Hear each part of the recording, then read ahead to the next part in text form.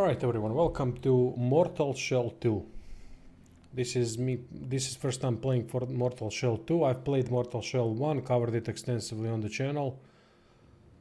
So this time around we have a full Mortal Shell game, a proper Mortal Shell game. I'm quite interested in this. This is one of my most anticipated games. So let's see how that works. When the old prisoner broke his bonds, the foundling rose to the sky and became a beacon. Fulgrim fell quiet for a time until the Undermether arrived. Hey Gus, no, it's beta. At first, Demo. the remains were worshipped. Yet that was not enough. I don't think I'm gonna get the key, which is not really fair because I've covered it and I have really lots of views on some of the videos. Wealth of her womb, But it is what it is. her helm, a foul passenger Already vested, expecting that. whispering If I get any keys these days, I'm happy. until it broke Uh, free. Oh, cool sound effect. Kin turned upon kin. The temples were ravaged, her eggs lost. I've applied for Onimusha, Way of the Sword, and also Blood of the Dawnwalker, but Her over. I'm not really expecting Spoiled, anything. tainted. But one did survive. A strong one.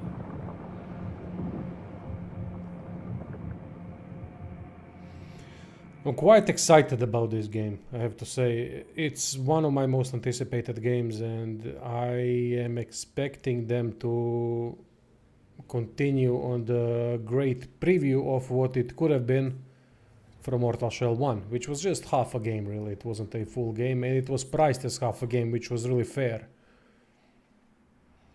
So Wake up. I just love their art style as well. The way their zombies look, it's much better than Dark Souls. You think you're one of them? You're not. I'm You playing on hatched here, highest settings, so I might have to reduce that.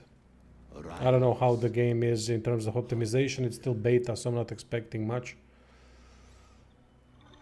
And that's fine.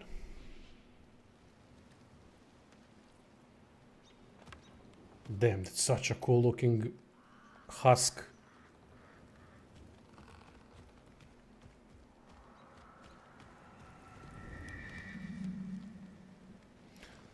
Let's see. So of course I'm gonna suck at the beginning. Expect that. I expect a lot of deaths, which is fine.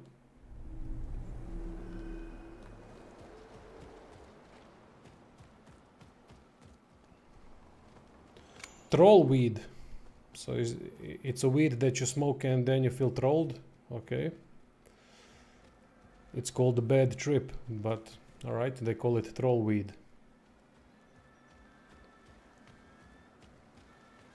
Go on ahead. I need a few more flowers before I can join the others. Is Daisy as beautiful as I am? Or is she a normal human or something? Whatever Go on. these creatures are called. There's definitely a problem with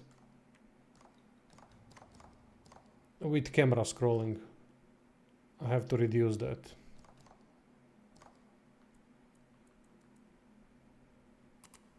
I'm gonna reduce shake. It's mouse aim lock on. Controller sensitivity. We're gonna reduce that because whenever I oh yeah, this is better. Whenever I try to rotate the camera, it was way too much. I think I feel her presence. To me, The mother. after playing... She's near. Okay, this is like folk music from Croatia, something similar. Quite similar. could be so Cool wild, stuff though. carefree today. I envy them. If only I could be so wild. Okay, so what I wanted to say is that I always thought, based on the first game and how well it was done, even without having a story or having any kind of really proper lore, it was just a gameplay preview, showcase, you name it, I'm scared, Lavender. What if of Mecca doesn't one like half me? of the game. I'm scared. Even the Lavender. world was interesting What in if some Mecca ways. doesn't like me? But there was nothing behind it. It was just gameplay based, and it was awesome for what it is. And I always thought that if they make a full game out of it, Something to remember us that by. they could be the only ones that could dethrone Dark Souls. And that they could dethrone From Software, especially considering that From Software kinda in some ways became worse with Come on, Elden Ring. Lavender. Will you dance with me? In just some ways, not It's not. every single way. Yeah, this is yeah, this is Balkan peasant party, without a doubt. Just we don't burn things anymore. That's the only difference. So let's see if they can live up to the expectations. I really have high expectations. I don't usually have expectations of games, but I've played the first one and now I have expectations because now they are doing what I thought that they would do if they succeed with the first. The bucket. Oh, We need its All right. blood for the ritual. I don't like that. I mean, I don't. It's subjective. I just don't like seeing animals hurt. I'm sissy in that regard, and that's fine. Don't be silly. I know where is my meat being made and hunt. I get that. Don't get me wrong. I'm aware of all of that. I'm just being sissy about the actual sight of that happening.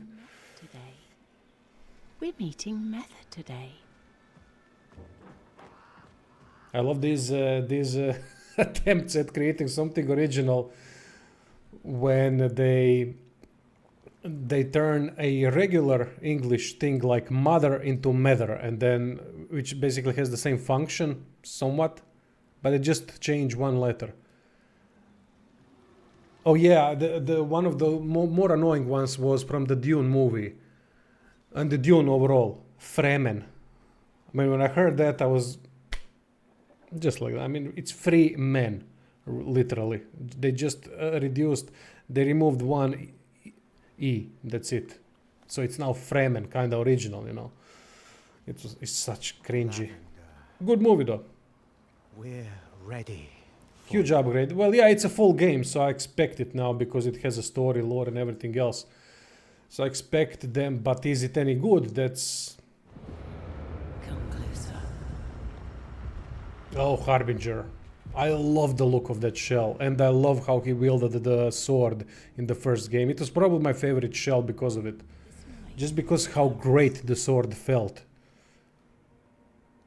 Haros, yeah. He was once like any mortal, Alright, this is not a bad intro at all. driven by the illusion of self. Now he's pure. A vessel to be filled. Now, I know nothing about Mortal Shell 2. I've watched only one trailer and that's it. I reacted to it, I think, on the channel. So I'm not really familiar with the concepts that the game is using. If it's the same as Mortal Shell 1, I'm gonna just learn as I go. And God, it's such a cool looking More than a weapon, child. character. Find what remains of me. Look at this. It's beta, mate. You can play it. It's open beta for everyone. This is not a full game.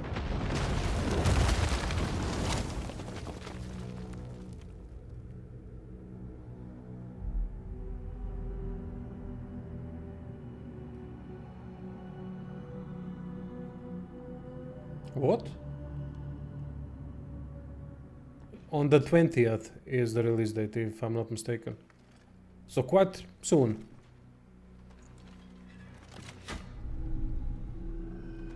The Iconoclast. Alright. What is this? New sidearm. Oh, there are sidearms. I don't remember sidearms from the first game, but my memory is bad, so I might be completely wrong. Seal, that's for magic, right? Now, come on. Let's see.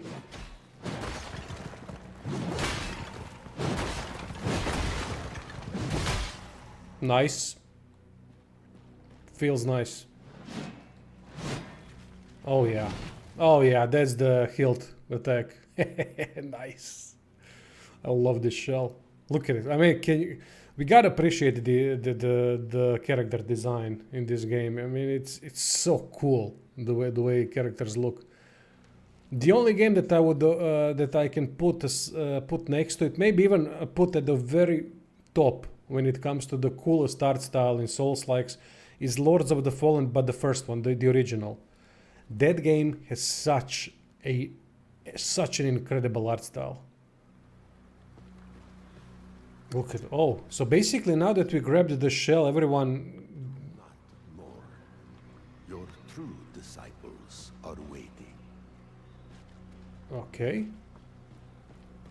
So they... You may call me Rook, if you had a mouth. Alright, that's why they call it trollweed, eh? He's trolling me.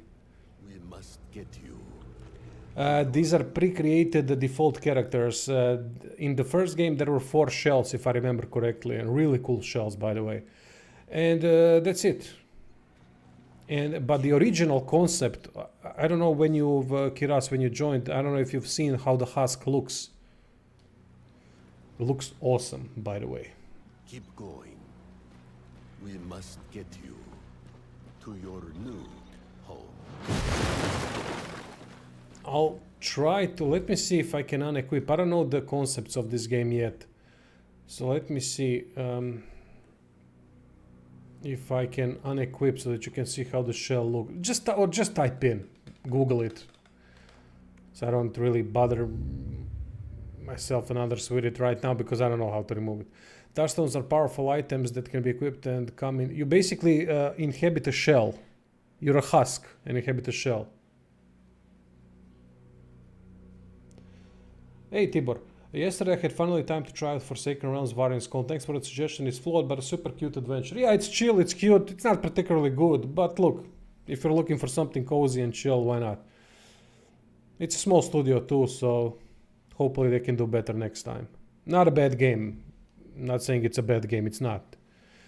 Tarsus are powerful fighters that can be equipped and come in different kinds. Support grants a variety of improvements to all characters, grant a variety of enhancements to weapons and sidearms. Infusion allows to infuse weapon sidearms with elementals, allows to perform devastating special attacks with weapons and sidearms. Fuck. I don't want another situation from Elden Ring and those arts and whatever those were named. They really screwed up with the dynamic of fight.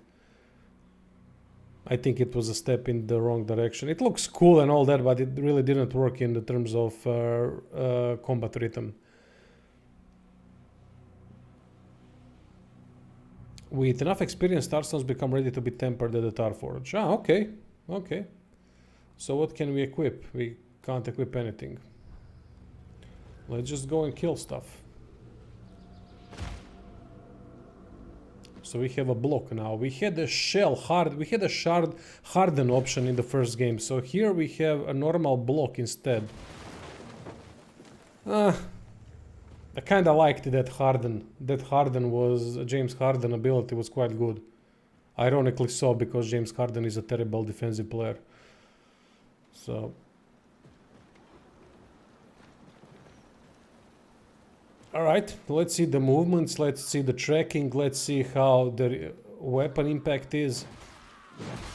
Okay, good stuff. What is that bar? I'm guessing that's the block bar.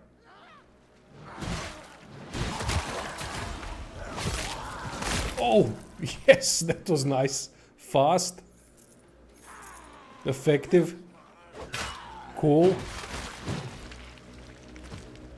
And I just sliced that bastard's head. Thumbs up from me.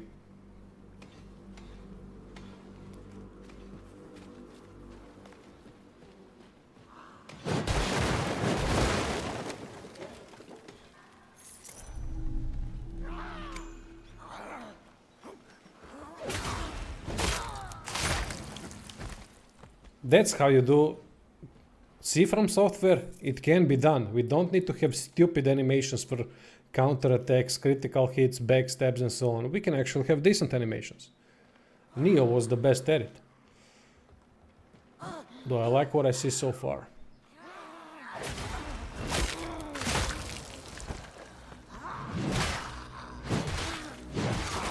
Really nice attack animations. Really nice. That's the thing that really sold me immediately to the game. I always say that graphical fidelity doesn't matter. Well, graphical fidelity in Souls-like matters. Because Souls-like games use heavy combat, and in heavy combat you need proper animations to be able to present the combat in a proper way, so that every little move that you make has some kind of a sense, because that's what heavy and more realistic combat style does, and how it should be done. You can't do half-arsed combat in Souls-likes and then think it's gonna fly. It's not gonna fly. Fidelity, graphical fidelity matters in Souls-likes. It's one of the genres where I would say it matters the most. What changed my perspective on that was Demon Souls Remake. Because when I saw those animations in the Demon Souls Remake, I just thought to myself, From Software, get your shit together and start improving your engine properly. It's a good engine, but it needs improvements, especially in some animations and some things like that. This is what many developers fail with Souls-likes. They think you just add stamina and that's it, and you just move around a little bit, and then they add tons of tracking, tons of bullshit. No, everything needs to matter in a Souls-like. Every movement. Sorry, not in a Souls-like, in a heavier combat. Every little movement. Now, I'm not saying that I don't have enough experience with this game to currently say that they are doing the right thing. So far, it looks to me that they are doing the right thing. But let's see when we start moving side to side what happens. That's the major thing. Alright? There's decent amount of tracking, but are they doing the tracking in the middle of the attack? That's the thing that worries me. It could be.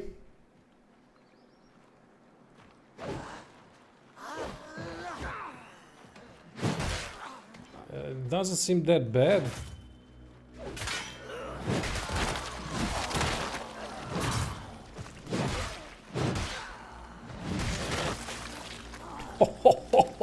Nice. Now those are good kills. We'll see. Usually we see the proper tracking and how it's done in when fighting bosses. That's where it's most notable, because they do things much faster and much more dangerous, of course. Oh, I'm loving the gore of this game. Yes.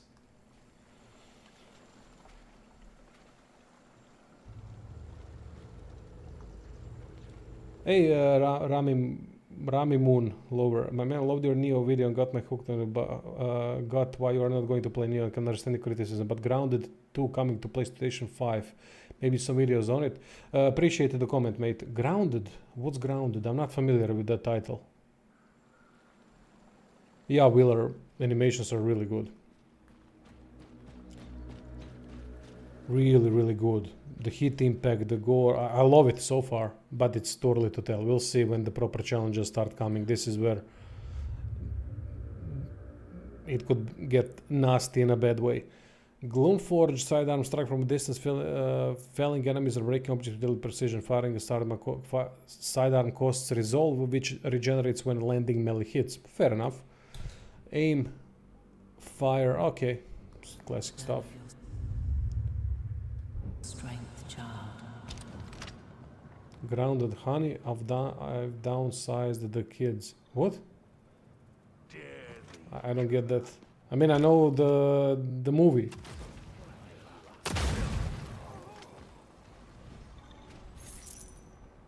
A good impact on the...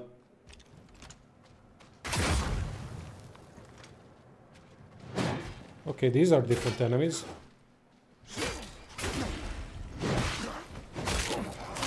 I love that finishing move.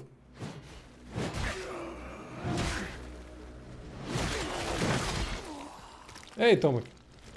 Welcome, mate.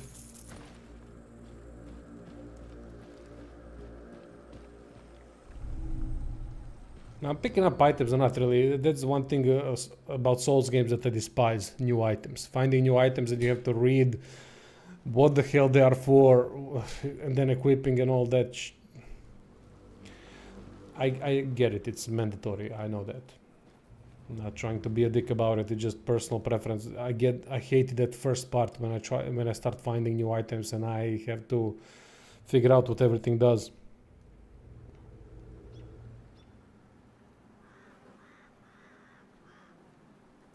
Like the movie, that's it. Survival game in backyard, kids shrink to a size of a few... okay. Okay. I'm gonna have to check Grounded. When is it coming out? Because there's a lot of games coming out, mate. I'm basically booked until December.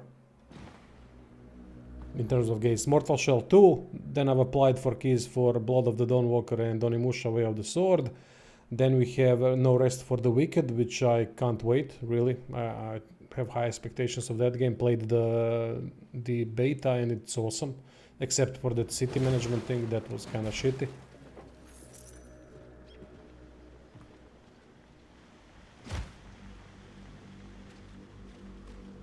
Damn, the art style and the atmosphere is quite good. I'm digging it.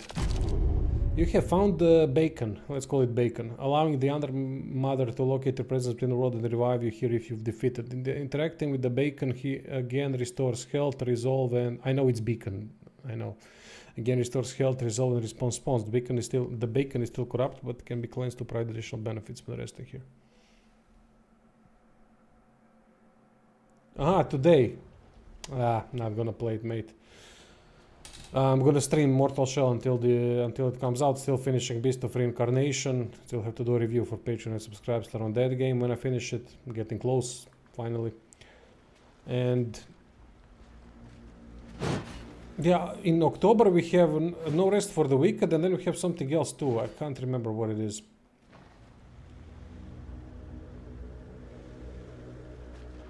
I can't pick that item up. I don't know why.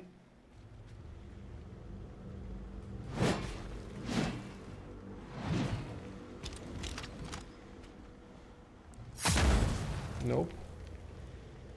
Okay, that sucks, but alright.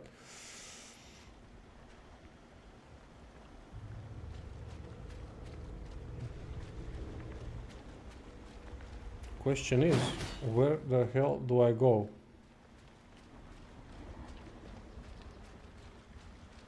I mean, the game looks so damn good that every path looks closed.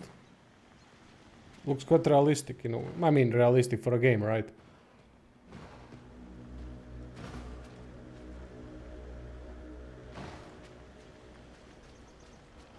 Maybe I need to enter here. No? I just need to rest.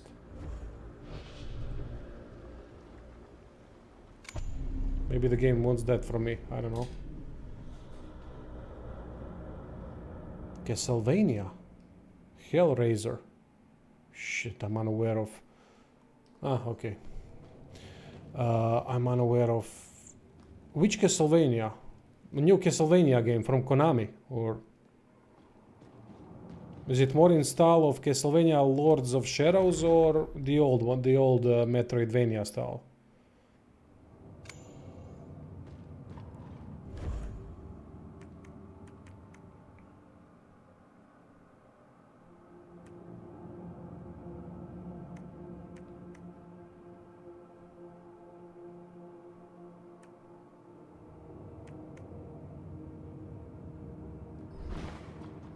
Wait, what?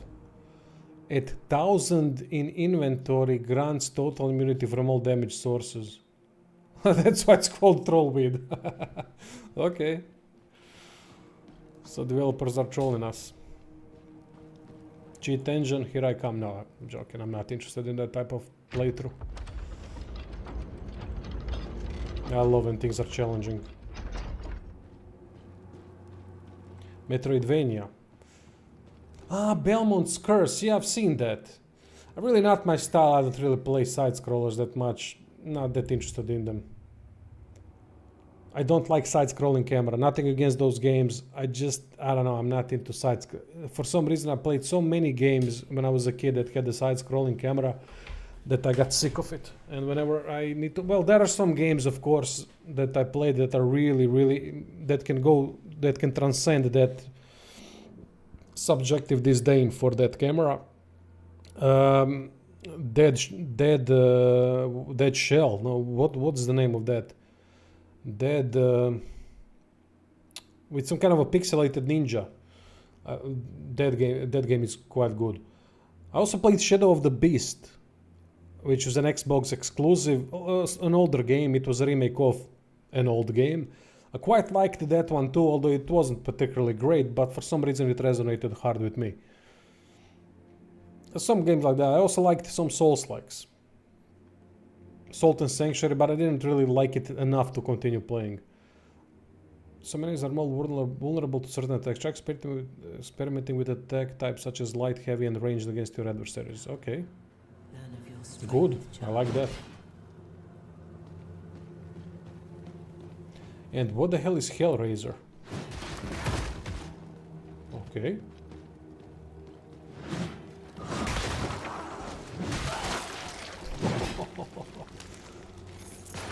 I don't know why this death animation when we slice the bastards reminds me of old Fallout 1 and 2 and burst kills from SMG. When you would destroy the torso. No, not the burst kill from SMG, but from shotgun. It was a shotgun kill when you see the hole in a torso, but on one side. Kinda reminds me of that, which is a good game to be reminded about when it comes to gore, since Fallout 1 and 2 are some of the highest kill satisfaction games that there are out there still. Yeah, of course, there's always Manhunt and such brilliant games, but which Postal was satisfying.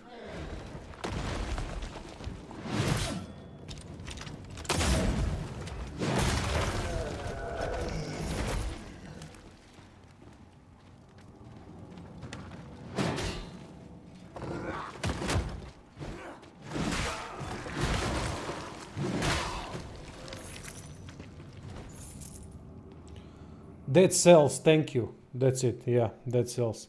To be honest, I could never get into Souls-like games. I don't understand where dopamine rush comes from in these games. Normal enemies are pushovers and bosses are pain until you learn their moves or get lucky. It's the continuous progression that really is something that I like. I don't like skipping enemies, although you can easily do so in most Souls-likes. I just love continuously progressing through a bunch of enemies because that's the tough part, getting from one point to the other. Now, if you know where the bonfires are, it's not that big of a deal, of course. But I don't like doing that. I like to fight from one bonfire to the other and then make progression in that way. No, don't return to surface. Why would we return to surface? So I like that. Or maybe we need to return to surface. Okay. I love that. I love the boss fights because boss fights can be quite difficult, but in a good way, or they can be sometimes too easy. If you understand the boss pattern quick. I mean, that is. Normal enemies are pushovers. Normal enemies, there's tons of difficult normal enemies in Dark Souls games. When you get to the knights, some of the knights are incredibly difficult because they have decent defenses. They move a little bit different. Can they block? I can't remember if they can block. That's the thing that Souls-likes need more, and that is make an effort on enemies having some kind of defensive abilities, like block or dodge. That's what some of the Souls-likes have, and that's the for me the really appealing part, which is trying to find a way to get through them, then through completely. Oh, what the fuck is this? Completely different enemy type after them, and then you have a bunch of enemies lined up that you have to defeat in order to get to the next bonfire, and constantly changing the challenge is the thing that I really like about Souls-likes. Now, there are some things where it's utter bullshit, like in Dark Souls 2, those archers on the Citadel. Jesus Christ, that was pain in the ass. Not fun in any way. But it's still quite, and the thing about Souls-like is because of the impending death, which is always around every corner, it's quite an atmospheric game if done right. For example, this game has quite a good atmosphere. And the world itself is what people are also drawn to for a good reason, because world usually is done in a way that it makes sense. It's a wholesome world. Shall ability 1 second, please. Haros petrifies nearby enemies, leaving them unable to act. While hardened, they take no damage but suffer break damage instead. So that's where we use James Harden. Okay.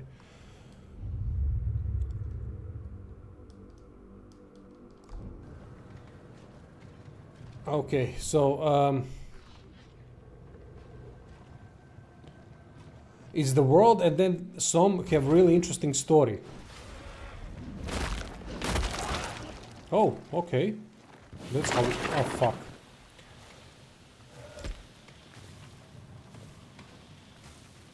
Interesting story, interesting lore, the way you're uncovering the world. Now, in Souls games, I think From Software made a mistake with Dark Souls 3 and Elden Ring. It started making stories too obscure and lore too obscure in a way that it didn't have an ending. It just I hate that stuff. If you want to tell me a story, tell me a goddamn story. I don't want to fucking do the guesswork.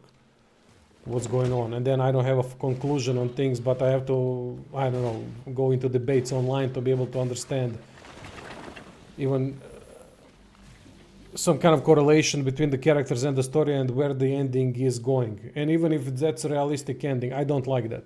If you're going to tell me a story, tell me a story, because if I have to fill in the gaps, then what's the point? I'm not a writer.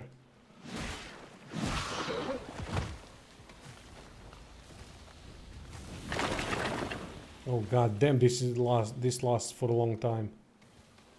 So I don't like their approach on that. Dark Souls 1 and Dark Souls 2 did a better job at that, I think, as far as I remember. I could be wrong though. Bloodborne as well.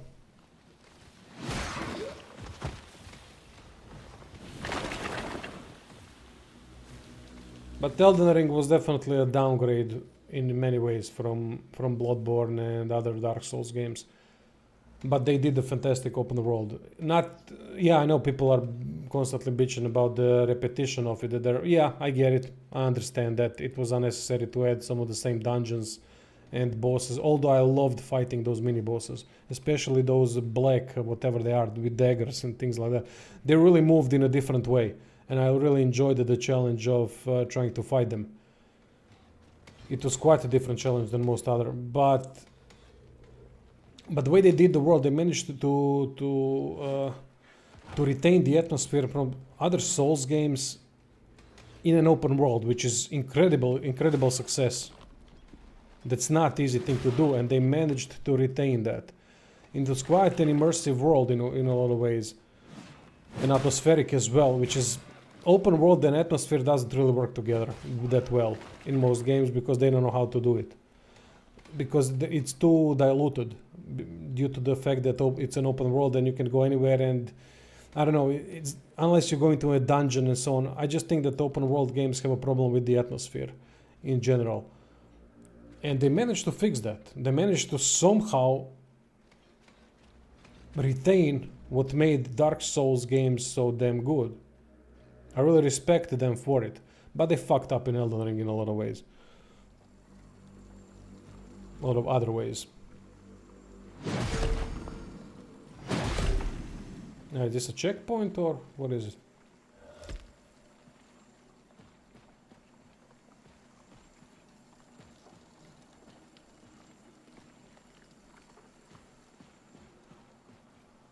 Look at this. I mean, look at the details of this game. I love that. Everything tells a story. That's what I love about Souls-likes. They don't leave anything empty. Instead, look at this. We are going from brilliant artistically done forest, dead forest with rocks that really creates an eerie atmosphere. Then we have this. Oh shit.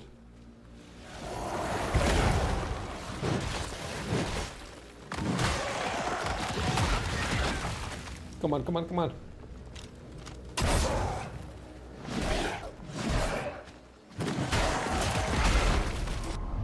Oof.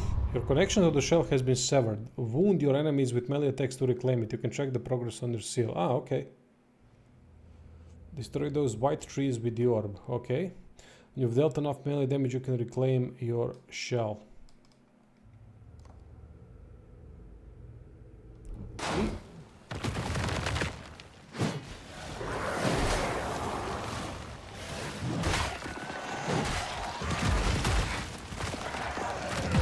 Oof. Alright.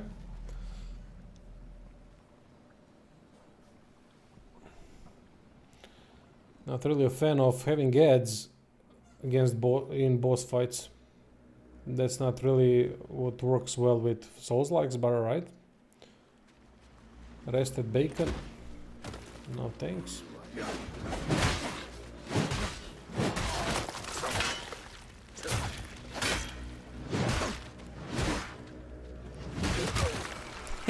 God damn, I love these kills. So gory. Your shell serves you as a brother. So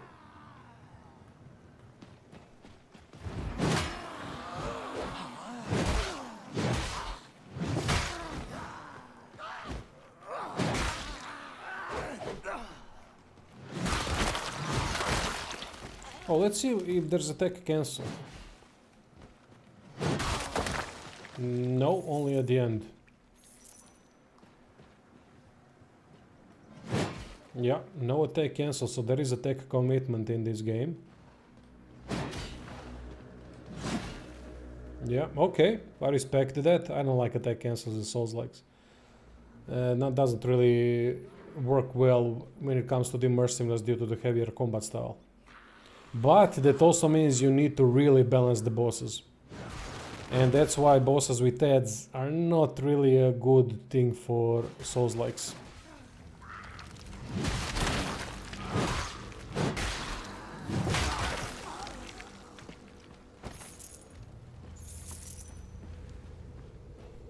So this is a completely other... Oh no, maybe it isn't. Maybe both lead to the same...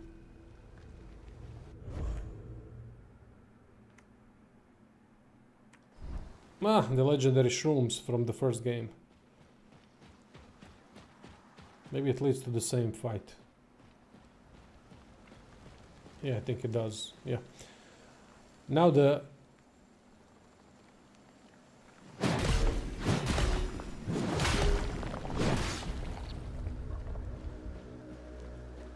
Aha, you mean that's why, to get some this... why am I destroying these white trees with for orbs? Do I get gloom or what do I get from it?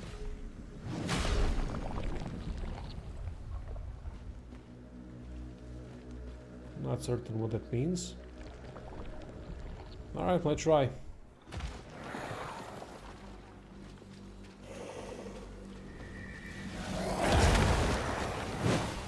No, no, no, no, no! Fucking...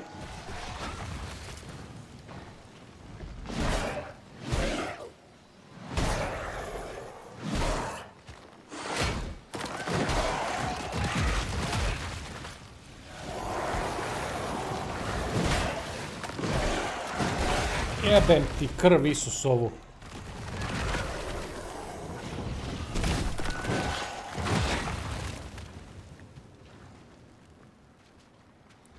One thing I don't like about Souls-like is when they put bonfires or beacons or bacons. Oh, god damn it. Away from the boss fights. That's the part I really don't like. Just put it right next to the boss.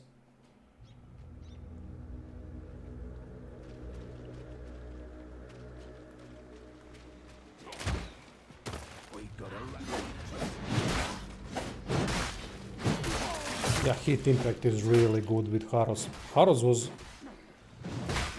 even though he's the most ordinary shell, I love that. I love playing Souls-likes as a basic soldier.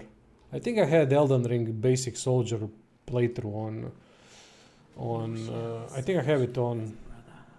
I don't know if I have it still. I think I've deleted most live streams because of that YouTube thingy where it was affecting the channel in a negative way, because you know, not a lot of engagement due to streams being long videos counted as such, and then they would really destroy the channel.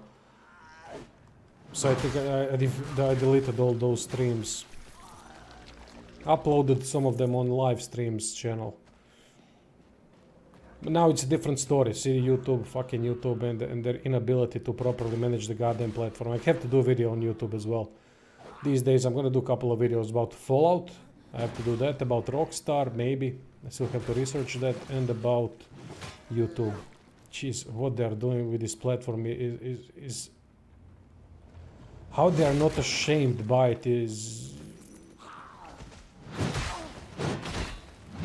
I mean, the lack of decency, the lack of credibility, anything, is staggering on YouTube.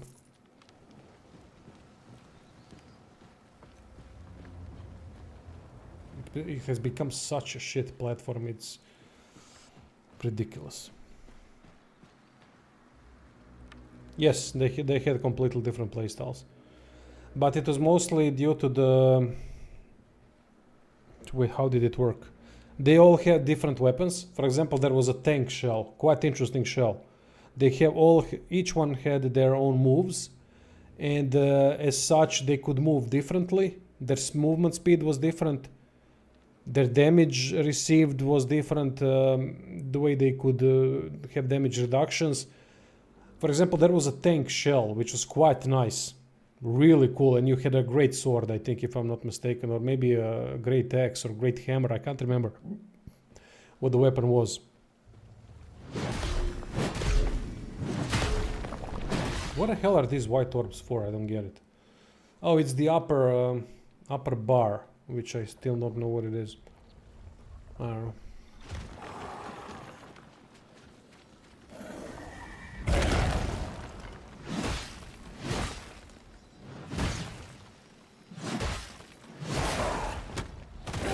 There we go, alright.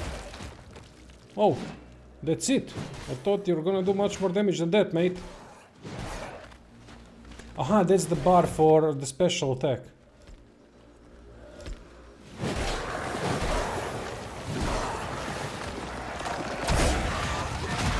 Oh, god damn it. Oh, so annoying.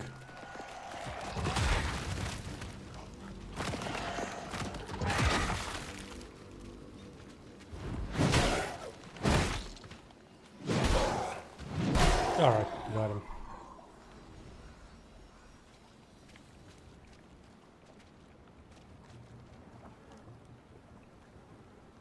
There are no alternatives, mate, if you want to make a living. I'm barely making a living as is. Working for what, over 12 years on YouTube, so... Yeah, you can't do anything. You can't work anywhere. On any other platform when it comes to content creation. That's why I have Patreon subscribers. I mean, I had to put something on there to give something back to the people that are supporting me over there. Shitty thing to do, I know, but fuck it. My reviews usually don't have many views anyway, and it takes a lot of effort to make it.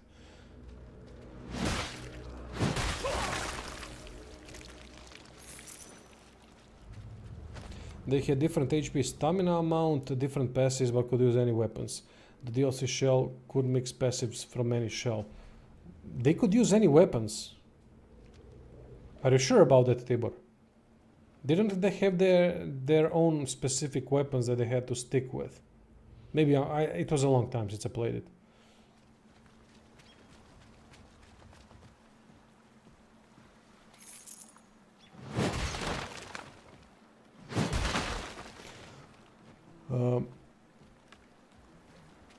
Yeah, another thing about YouTube, my other channel, the kids channel, got demonetized again for no reason. I specifically asked them, what's wrong with it? I've had a couple of emails with them. They can't give an example. They don't want to give an example. They just gave me instant demonetization without strikes, without anything, just instant demonetization. Says sensationalism, wrong thumbnails, which I don't have. It's all part of the videos posted. And they just don't care, mate. And they don't know what the fuck they're doing. This is the second or third time that my kids channel got demonetized unjustifiably so. And I'm now stuck. Basically, I'm gonna make 30 to 40% less. Because surviving only on RPG Division is not possible. Even my sister's husband had some kind of a job that I'm waiting to see if fuck maybe I'm gonna have to, if it's open, because the pay is nice. I'm gonna have to maybe accept it if it's still available. And I don't want, but it's getting really difficult fighting the uphill battle all the time with YouTube and their crappy algorithms and their whatever.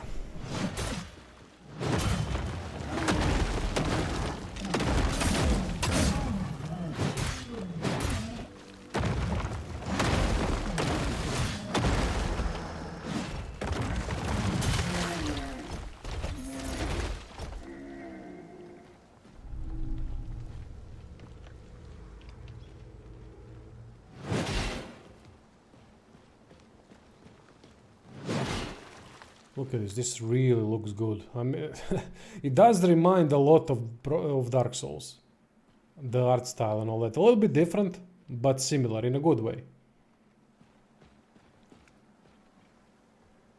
There is a strange crow up above. I swear it. Don't believe me. Oh, come on. It's the same thing as in Dark Souls 3. Was it 2? Or maybe it was in every Dark Souls.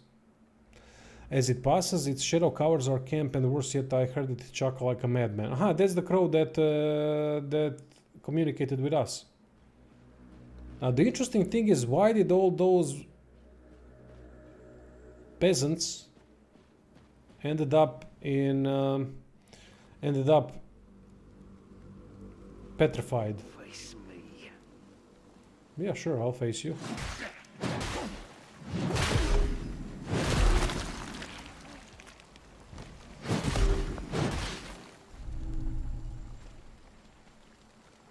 Yeah, it's the demo, it's the beta. Tried the beta both before and after the update that came out a few days ago. The game offers nothing new, same old Souls-like formula, and for me it was a buggy mess. Well, you don't need to have a new formula. Why would you have to have a new formula? You don't need genre redefining games all the time. You just need to have great games that do the genre justice. I mean, if we were talking about that, if every game needs to be genre redefining, then you would have one game every 3 or 4 years in each genre. If that was the only selling point for games. So that's not a realistic expectation of any game. Mortal Shell needed one thing, and it needed to continue what it did from the first game. And so far, from what I see, they have managed to create a full functioning game after the first one, which was just a half a game. That's all. That's the only thing they needed to do. Now they did remove the harden, which is a different one. Nice. Which was maybe a mistake. I don't know. We'll see about that. I kind of liked that a lot. Look at the animations. Animations are so goddamn good.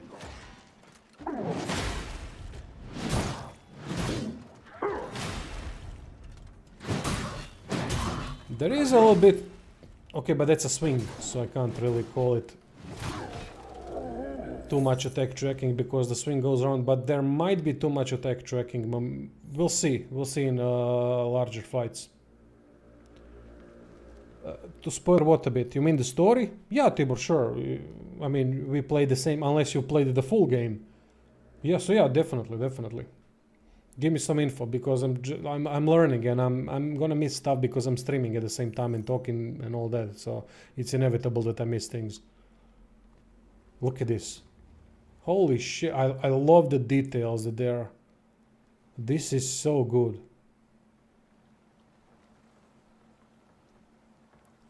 Stand and just look at the world a little bit. So far, it's quite nice. Ah, there will be James Harden. Okay. Good, good. I thought you were gonna give me a lesson on why the bastards were petrified at the beginning. That's what I'm interested in. Oh shit! Now that's a big boy.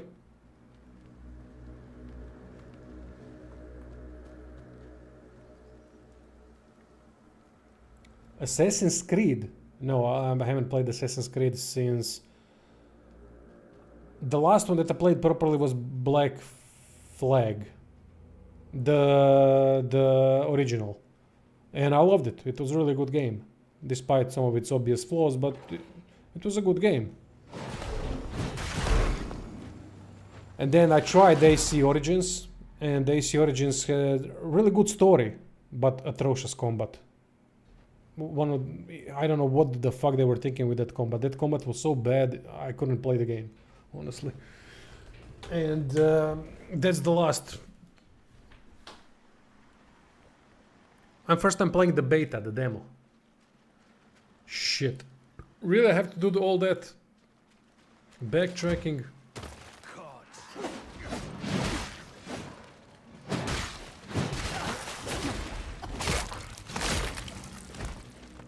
Oh, you don't kill them automatically there. Okay, fair enough.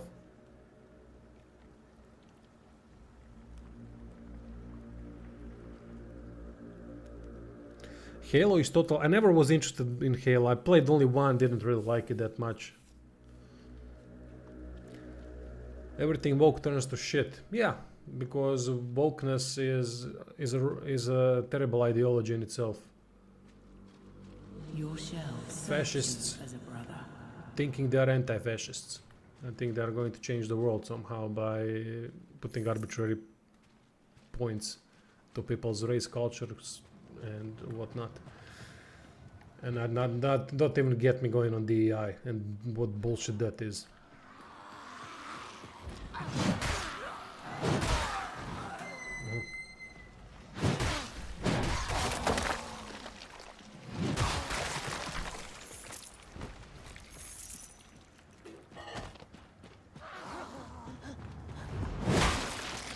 Oh, instant kill, nice.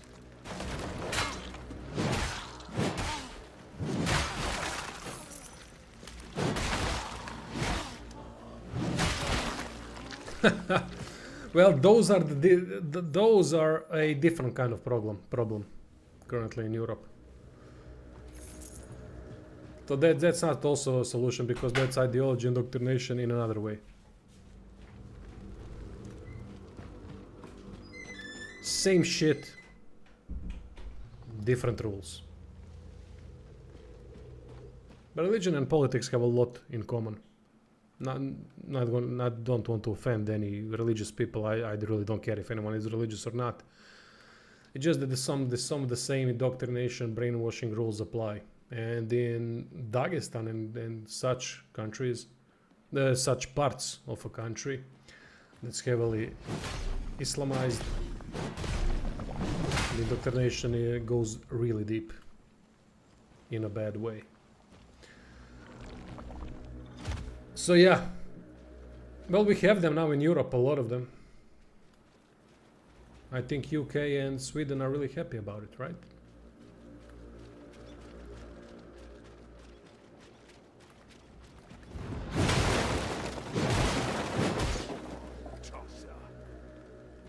Did he just call me a tosser? Nice.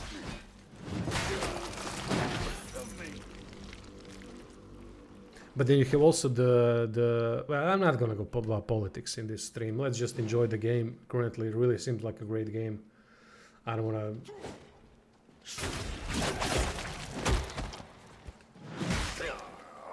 I don't wanna go too much into it. But you guys know my stance on woke culture and political correctness and all that bullshit. It's all a way to control people and nothing more, nothing less. It removes ability for discussion, and woke ideology is directly correlated with immigration. When you think about it. And that's what corporations want. They don't even know that they are doing the corporation's job for them. Because woke ideology is for mass immigrations, for open borders, and corporations want that because they get cheap labor, and because the biggest cost in every company after COVID was the cost of labor, so they want to reduce that cost, and that's why there's a bubble that investors are trying to create in terms of wokeness, because they wanna brainwash the people into thinking that's some kind of a good thing, because they directly benefit from it. Mass immigrations, cheap labor, because the biggest cost for every company and corporation is the increase in labor costs. It works for them. Perfect, right? And people think they're doing some kind of a greater good thing. Yeah, they're doing great stuff for corporations and companies. They are benefiting the most out of it.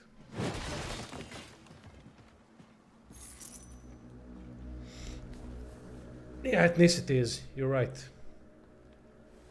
Ethnicity is, yeah. It's not the religion, but religion is sometimes, it's a weird religion. My sister is converted to Islam, and I talk about her a lot about that. It's a very weird religion. It's too subjective in its interpretation. There is a strange crow. Okay, I already read that. Difficult to trust it, you know. I don't trust any religious person completely, because if there is a religious war, which might be coming, no one's gonna look at you as an individual. What are you? Are you a good person? Are you not? Because you're all gonna be put in the same basket. Same like YouTube does with my kids' channel when it doesn't do anything wrong, but they still get demonetized because others got demonetized for whatever blanket reason that there is. That's why I can't trust them. If they're indoctrinated deeply enough, they will always look at you as an enemy if you're not part of their community. So they're all well and good, all religions, or not all, but Catholicism, you know, Islam and things like that, the major ones in Europe. Everything is fine until things turn to shit. Then you'll see how they look at you when you're not a part of them. And I'm not a part of anything. Any political party, any ideological movement, any religion. I wouldn't be even a part of society if I had a choice in it.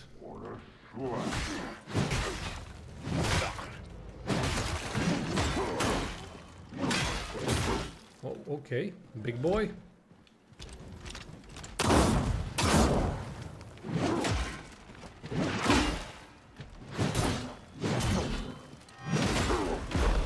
Yeah, there's a little bit too much tracking.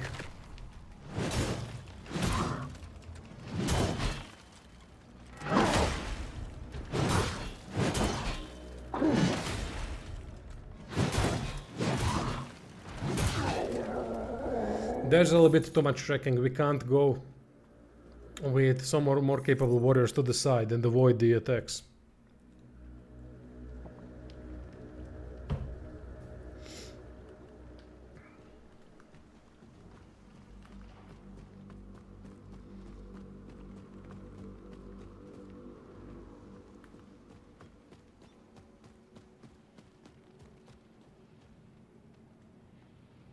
By the way, sorry for the shirt that I'm wearing, but it's a heat wave in Croatia. It's again, it got a little bit better for a couple of days, but now it's so fucking hot. Thankfully I have the AC, but it's still, if I'm in a shirt, normal t-shirt, I'm sweating like a pig. So I want to avoid it because this is going to be a long stream. I want to enjoy myself. A few bastards in the chat. Really sorry for the politics talk and culture and religion talk and all that. It's just something that when I start I can't shut up. Because I see through the bullshit, and a lot of you do as well. And this pisses me off that it still works on many people, especially politics. I love those communists, you know, people that are trying to bring back communism. Like, communism isn't the... I'm not saying capitalism is good, but they ignore the fact that communism is the biggest... has the biggest death count in human history out of any other ideologies, out of any other wars, whatever To bring you want to call it. you It has the biggest death count by far. But let's ignore that. This time it's gonna be better. Yeah, because we are now much smarter, much more stable, much more solid human beings. We are not at all shallow, narcissistic, egotistical due to social media and everything. No, that's not the case. We are now much better, much more open for discussions, much more open-minded in general, understanding of other people, understanding that you can offend someone by having a different opinion, that is fine, that if you're offended, you're not right. You're just offended. It's a subjective thing. You can be offended, but doesn't mean you're right. We understand all of these things today so well. So I'm sure we are open for egalitarian society where ego and narcissism wouldn't even be a factor. Fucking morons. Use your guard to defend against enemy attacks. Guarding consumes, okay, we figured it out after fighting 120 enemies. Running out of guard energy stuns your character. Guard energy recharges when guard is released. Okay, yeah. Guarding just before an enemy attack would connect executes a perfect guard. Executing a perfect guard does not consume guard. Oh, okay, good to know. survive. Oh, we can repost after... Wait, we can repost after... Oh yeah, wait, I was doing that. I'm streaming and trying to understand at the same time, so my bad. My mind is not accepting to all the details. No, look at this. Look at this little detail here. All the heads. Oh, this is a dark game, and I love it. I miss those types of games, people. I really do. Everything is so cartoonish these days. It gets annoying. Too many colors, like that Outer World 2, that first planet. My god, when I saw that.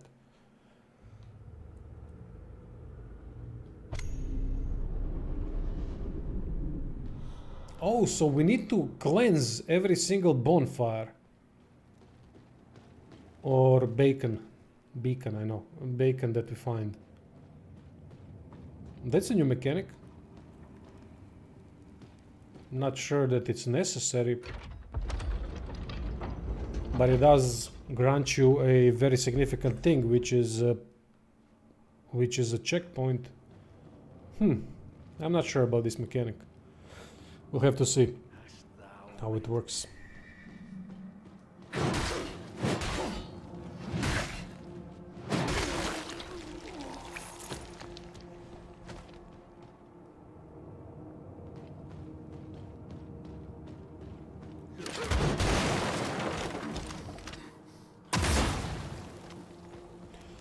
There is a really good kill satisfaction in this game. Something that I'm always saying about games that want to go for that try to do with more realistic combat. They need to have that, because that's what makes it more immersive and more realistic and more heavy in a way. Because each kill is then much more significant. As I always say, Fallout 1 and 2. Some of the highest kill satisfaction games ever made. Terrible combat. It's, by the way, Fallout 1 and 2 are my favorite games of all time. But they have terrible combat. Shallow. It's not good. But the high kill satisfaction always kept me wanting more of it. I really wanted to kill more stuff because it was so fucking cool to do it. Do you remember we could burn kids with flamethrowers in that game? I mean... And somehow the society back then was much better than it is today. The people are more understanding, more open-minded, were more understanding, more open-minded than...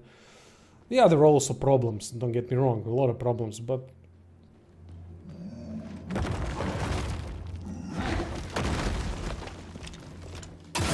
You could burn kids. I mean, that was fine. They removed that afterwards. Unfortunately, I hate when people when studios backtrack. That's what I wanna. That's why I wanna do a video about Rockstar. I think they are removing transphobic jokes from older GTAs for digital releases, which is what fascists and communists do. They rewrite history. That's their thing. That's what their ideology wants, because that way you can reaffirm and validate the bullshit that they are teaching.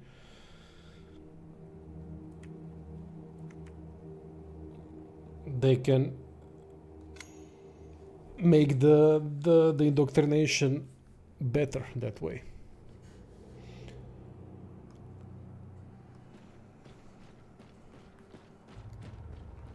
All right, so we can now.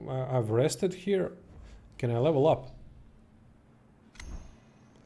What do you guys think about cleansing the bonfires? Do you think that's a good idea?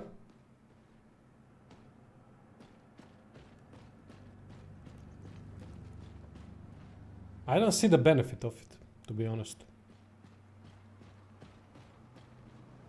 I already have a progressive difficulty by trying to reach the next bonfire, so why would I need to? It's not even particularly difficult. Oh shit. What the hell is this?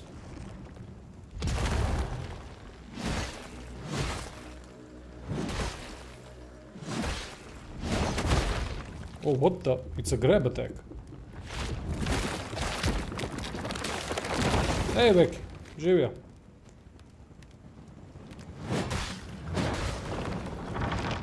Going good, yeah, this game really solid so far. Really good, actually. But it's too early to tell. Oh, that was a nice stagger there. Shit. That was a little bit fast for a grab attack. I didn't even have time to react. I don't know about that, we'll see.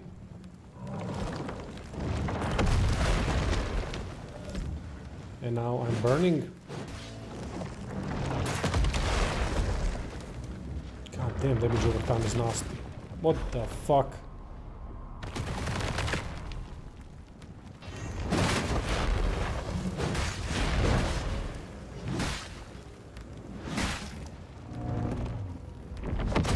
Oh, come on with the tracking. Are you fucking kidding me? There's a little bit too much of it. Not happy with that. That's my only gripe so far. Look at this.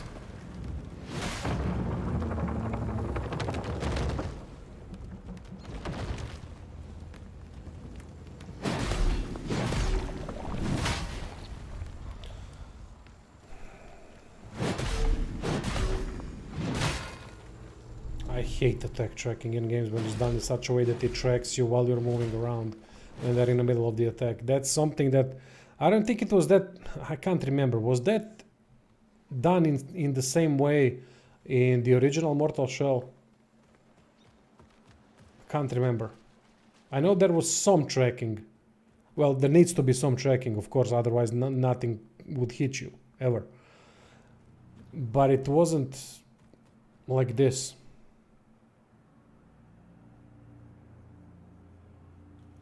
My stance in life, I don't like being told what to do, authority of any kind, and if 99% of people go one way, I will go opposite one. Well, that's usually good mentality, of course, especially when it comes to politics and things like that. Yeah, it's the perfect. No, not enter, fucking just rest.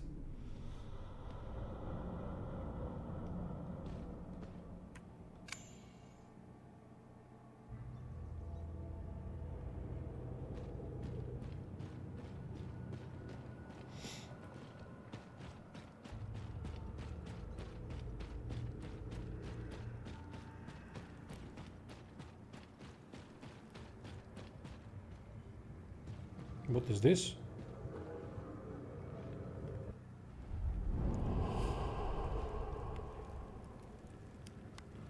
You can disable mitigate the attack tracking in the options. What?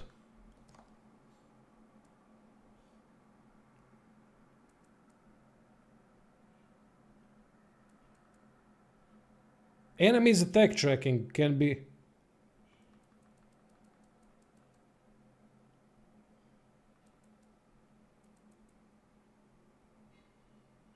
Oh, I don't see that option. Oh yeah, the player, that's not an issue. Yeah, no, not an issue. Ah, fuck, wrong. Oof. Mate, you almost fixed the only problem that I had so far.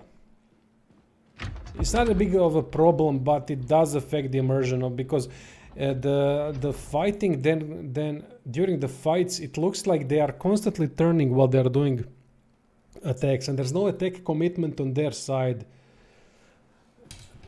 which is just wrong. Just wrong. What the hell is this? That's a cool design. Is this some kind of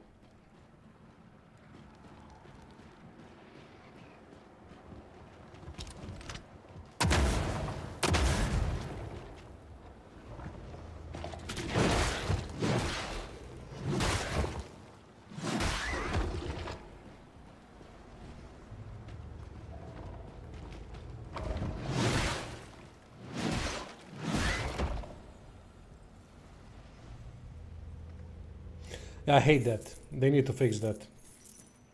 Because that's gonna affect fights a lot. And that grab attack was heavy tracking. Heavy tracking. I don't remember that the first game had so much tracking though.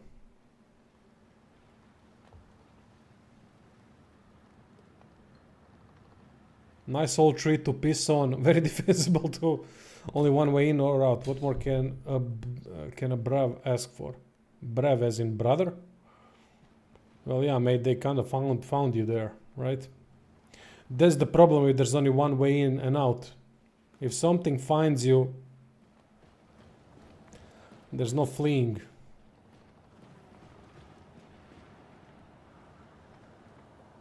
Though really look at these locations. They're so well done in terms of details.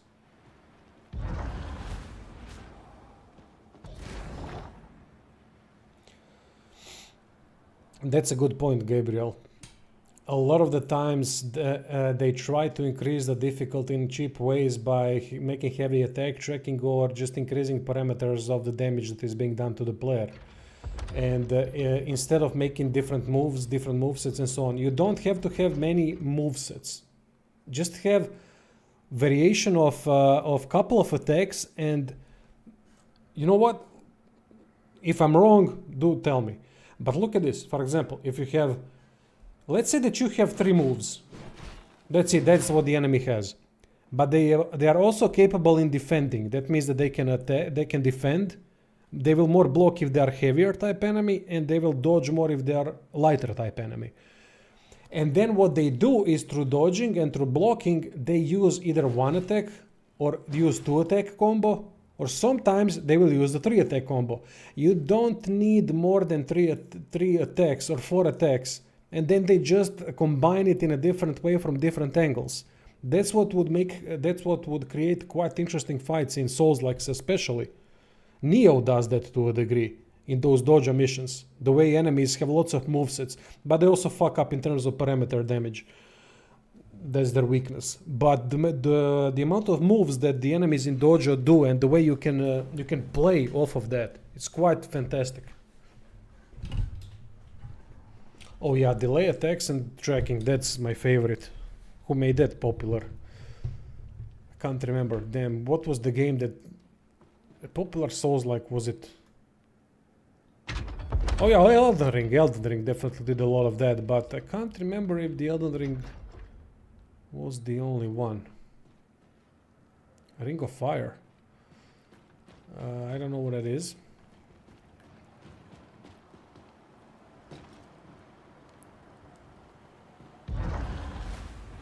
Oh, whoa. That was cool. Check this out.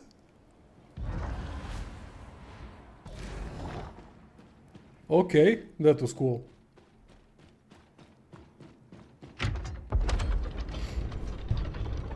Goddamn, this is a dark world. I love it.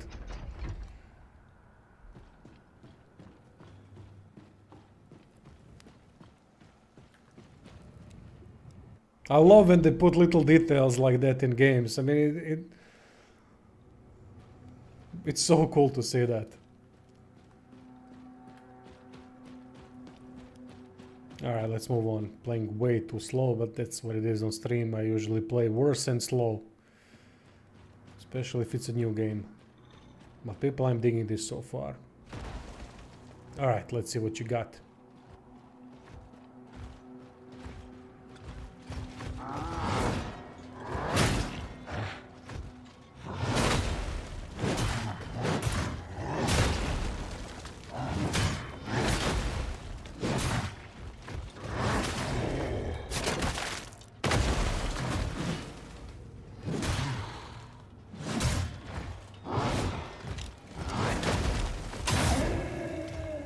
Kills are so satisfying.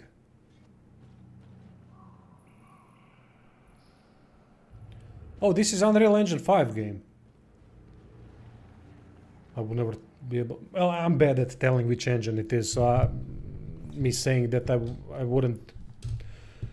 that I didn't recognize that means nothing. I'm really bad at that stuff.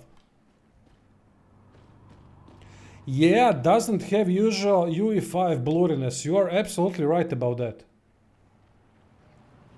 I'm enjoying it currently, the Swamp Donkey as well.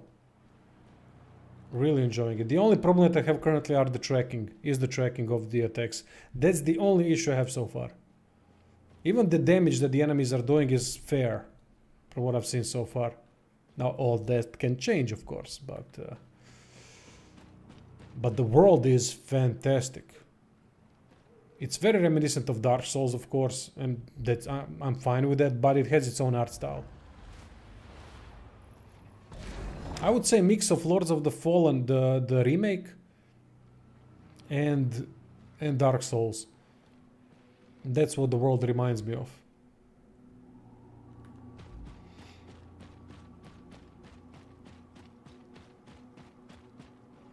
But the animations, the kill satisfaction, hit impact, gore, finishers. Hell yeah. It's quiet. If they can tell a good story, this is potential game of the year. Maybe it's too early to tell. I know I'm exaggerating, but so far from what I've seen, and then we have also other shells that we can play. I can't explain it, but I feel as if there's something that I should remember. Something dangerous. Or perhaps I'm just mad.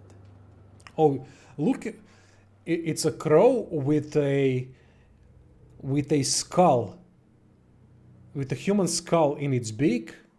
I mean, I guess I don't know what the hell they are trying to portray there, and it has an arrow through the neck. Just just a little detail like that added. Something's wrong. Cool stuff. Lords of the Fallen 2 needs to nail the hit feeling. Yeah, they need to do that, and they need to fix their discrepancy between speed animations, between animation speeds. I don't think I've ever played a game that has such illogical and a nonsensical difference in animation speed between different moves. For example, if you do the dodge, then if you do the attack, they could never nail that. The rhythm was all over the place because of it, and the tech tracking was ridiculous. It was janky as hell when it comes to enemies. It wasn't good. Combat wasn't good in that game, and no one can convince me otherwise. I've played it and I've analyzed combat, done videos on it. Even developers confirmed it. They tried to fix that combat for 2 years or 1 year, I don't know. They continuously did updates specifically targeting combat improvements. So that just goes to show you that combat sucked. And it did.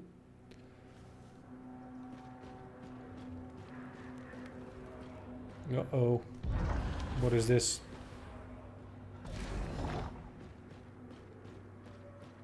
Boss fight?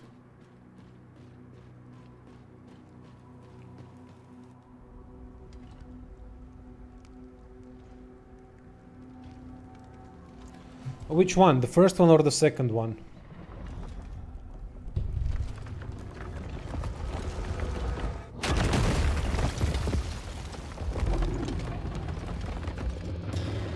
I mean, they're not that different in quality, to be honest. Maybe the second one is better, but the first one was kind of more simple, but it has its own appeal. The first one has, in my opinion, the best Souls art style that I've seen in Souls games so far. Yeah, exactly. They had to do the... Oh.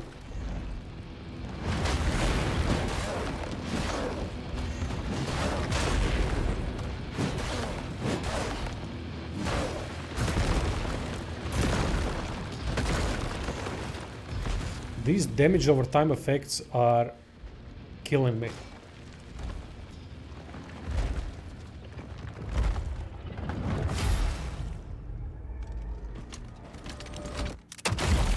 Oh, nice. That was a fuck you move.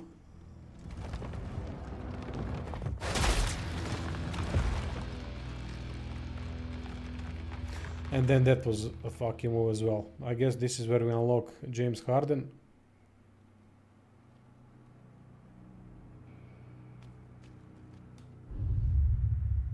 When equipped, the water cell allows you to harden. There it is. Attacks and movements are paused while harden is broken when damage your current attack quickly resumes. Equipping different seals dramatically alters your character's capabilities. That is nice. That is nice. I love that. Even this arena, look. I mean, am I exaggerating, or is this highly regular, detailed, but cool looking arena that you would like to fight in? I'm really digging this art style and the small things that the game does.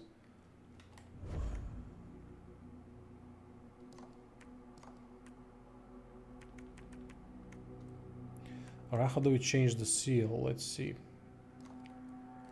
Inventory. Ah, there it is.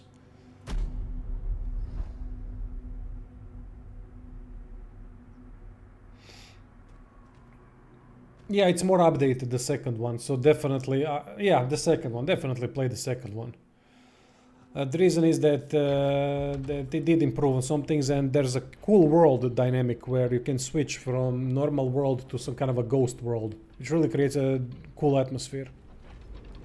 Kinda reminds me of Riddick movies. And those necromongers and things like that. Like a different world, ghastly world. Cool stuff.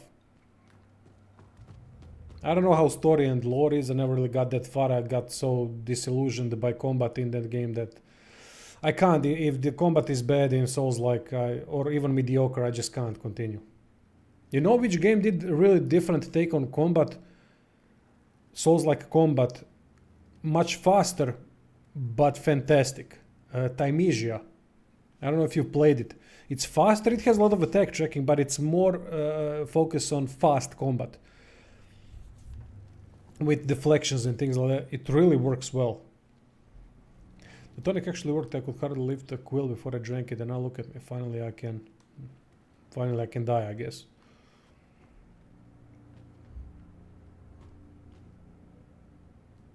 Good lighting, yeah, good lighting. That's the thing. Lightning is Demon Souls remake lightning. Holy shit! When I saw that, when I played it, beautiful.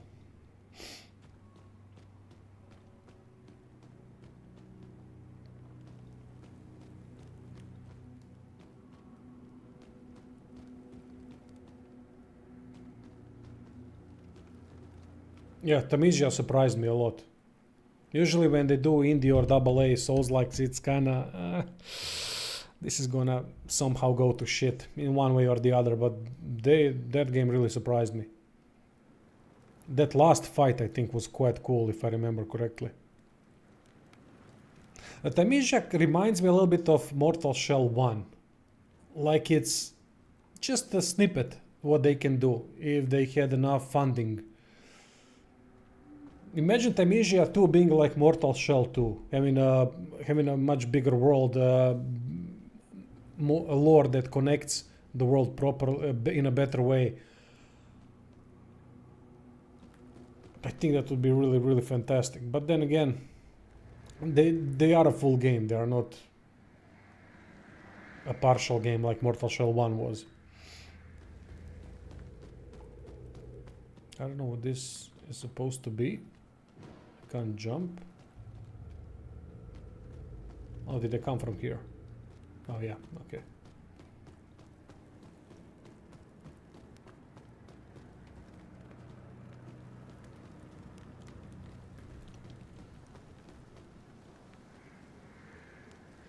And Bloodborne. Right, Bloodborne is still not on PC. Bloodborne might be From Software's best game to date. I still prefer Dark Souls 3, even though it has that obscure lore and story, which I didn't particularly like that much. But when it comes to combat, I prefer Dark Souls, and when it comes to art style. I love the art style of Bloodborne, but I don't like the weapons.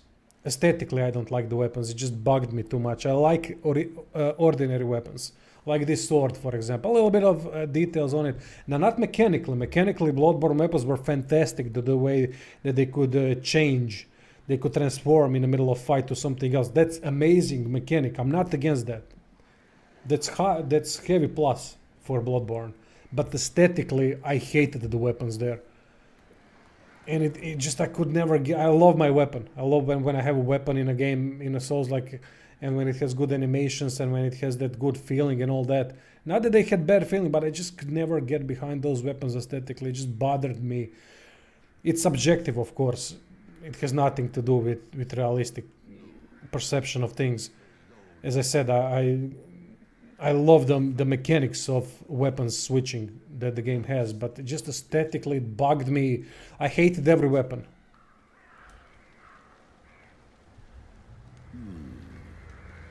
This is what you were hatched for. Go on. Oh, nice. Nice. This is world that makes sense completely. Something that Dark Souls 2 failed at. Even though it's probably the Souls game that I played the most, but they failed in terms of world aesthetics when it comes to them being connected, regions being connected to one another. It's just you go into another region and it doesn't make any sense with the one before. But because of it, it has one of the coolest, in my opinion, the coolest Souls areas ever, which is Dragon Eyrie. That might be my favorite area in Souls games, still. It's safe now, in your hands.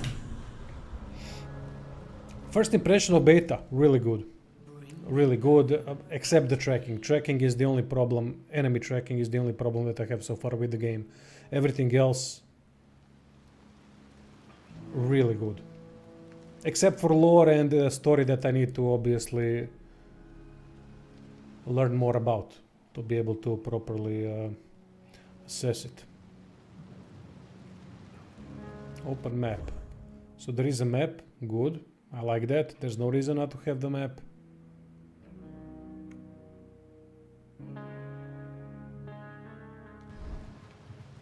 Jeez, I'm talking so much, it's getting thirsty.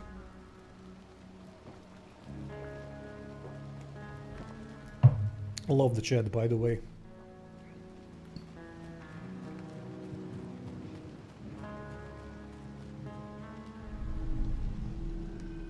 Coin of Mama. Can be traded for 500 coin, alright.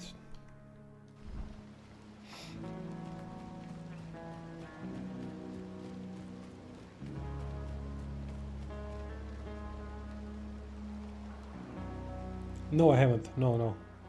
Yeah, the world design is fantastic, but aesthetically doesn't have connectivity. Every region seems like its own world. which made much more sense in Demon Souls, because in Demon Souls you were in a hub that was basically were transported to another world, but in Dark Souls 2 it didn't work in that way. But as I said, the upside is that they could go crazy with some of the locations just because they didn't have to have that similar aesthetic and similar design with the previous regions. So that's why they could create something like Dragon Eerie, which is fucking sick. Or that mountain that we are climbing on in Elden Ring when we fight that big dragon. Holy shit, that was cool. I don't know why, but that really resonated with me a lot. As you can hear, I'm a bit biased towards dragons. I would be an idiot that would try to save dragons that are trying to burn villages, because yeah, you know, that's subjective favoritism.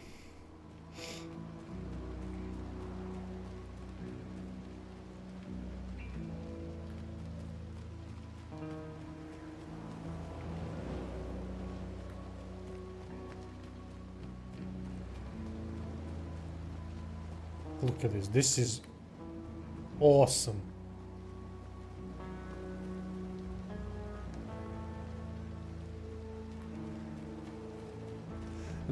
This location reminds me a bit of Dragon Eerie, but it's a more grounded version, more realistic, let's say. Oh, that was the intro. Okay.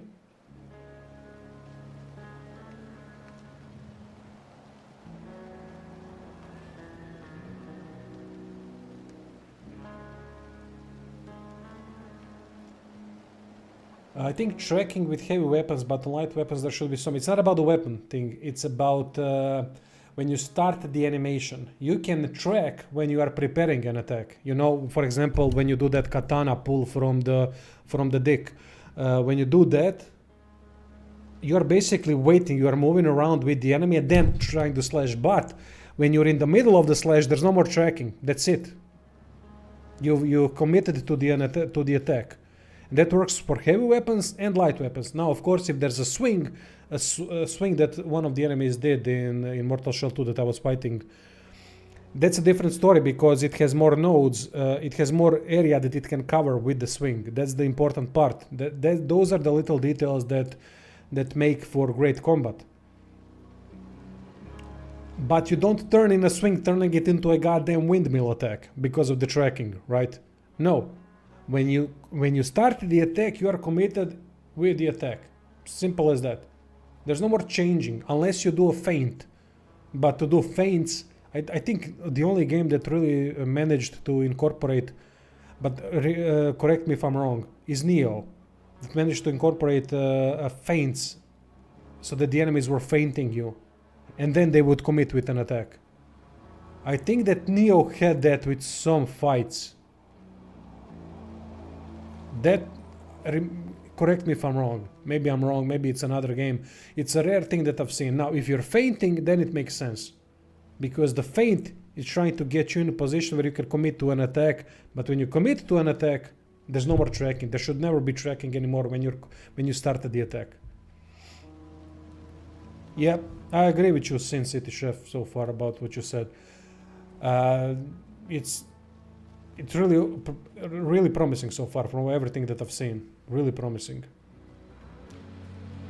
It's my most anticipated game. I don't really have expectations for any games. I don't care about games that are going to release. I just don't have that in me anymore. I just play the games when they release and see if it's any good, great. If it isn't, alright. But one of the rare games that I really wanted to play is Mortal Shell 2. Which is a rare thing for me. And so far it doesn't disappoint.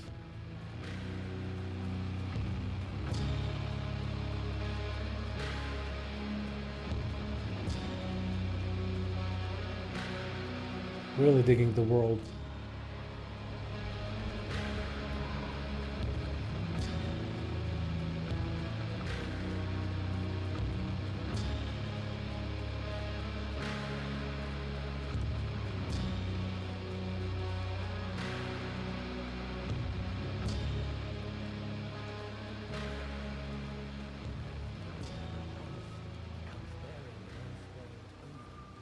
Hush.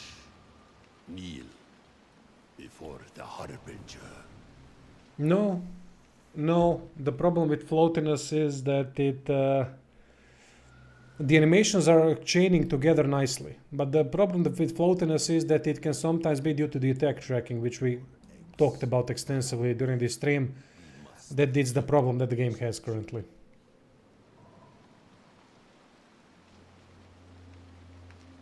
Quality of life. Could you name a couple of them? Go on then. Go on already. Sometimes I miss quality of life things in games. It's not a thing I really pay attention to that much.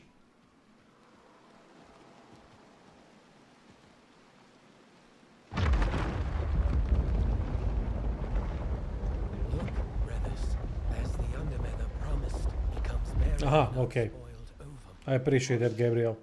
Kneel. Ah, weapon skill progression. Okay, okay, awesome, thank you.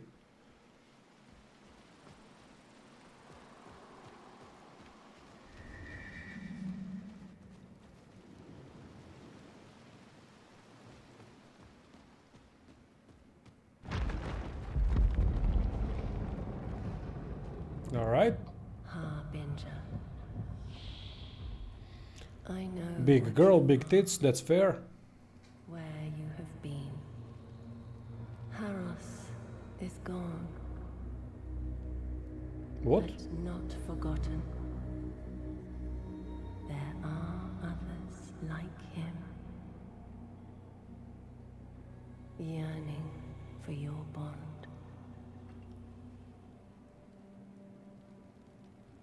9-foot chicks are the best.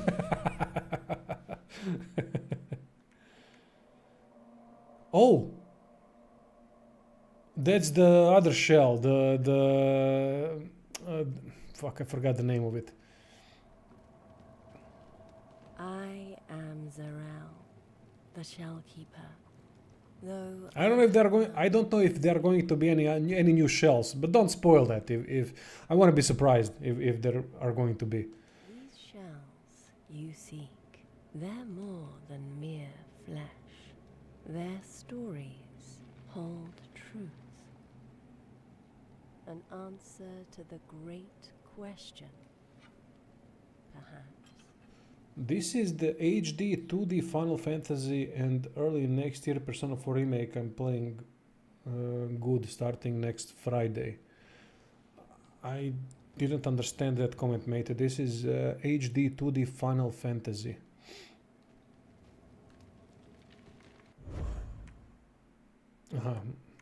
But in beta we can only play Haros, if I'm not mistaken, right? Let me see. There's one shell. Two? Oh, come on, they changed that to female. Tell me that's not the tank one. No, no, no, please no.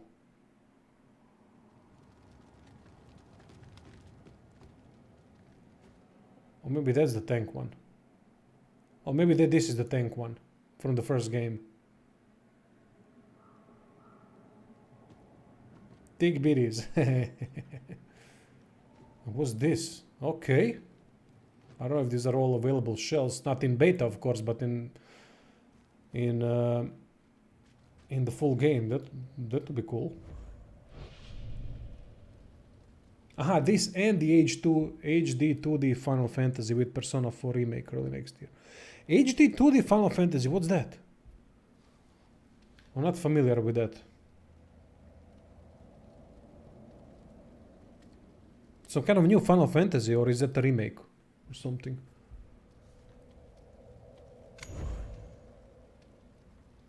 Now let's see the attribute system. So shell points, I don't know what that is. We'll figure that out, I guess, as we go. So if I level up to level 5, base damage, critical chance, so I can't really pick anything. Okay, I don't know if that's a good thing, we'll see. It's a mobile game, they turned it into a full game. From Octopath team. Oh, they really fucked up with Octopath Traveler 2. I was so disappointed in that game. I really liked the first one. But the second one, my god.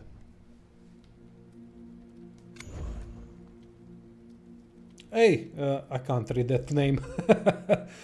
What's up? How's the game so far? Really good so far. Really good. Really enjoying it. It's the beta, by the way, people. I'm not playing a full game. Maybe I need to put that in Praise the blessed Mother. in description. Jesus, how can you love the second one? The second one was such a fucking diarrhea to play. The first one was really... I enjoyed the first one, even though it has its own flaws, but my god, the second one was utter shit. Writing was bad. The cringy dialogue, the repetition of fights, it was too easy. I'm beta testing the full game. How did you get that, mate? I'm trying to fucking get into that stuff and I can't. The amount of views I get from Mortal Shell 1, the videos that I made, and I can't get a key for this game. Yeah, it's 35 today in Croatia. Fucking terrible. I really not interested in spoilers for the full game, but I appreciate it. I'm more interested in how did you get to the full game. If you can send me a DM over Discord or something, maybe there's a different way to get into the full game. Because I really want to start making guides and things like that, and I can't give guides from beta. That's just not because they might be wrong after the game releases. The Slayer Seal grants glorious power. Sidearms will deal break damage, exposing enemies to riposte attacks. It restores some health and resolve on performing a riposte. Okay. Why would Slayer Seal disable many achievements? Ah, they pick you. Oh, okay. You got a channel?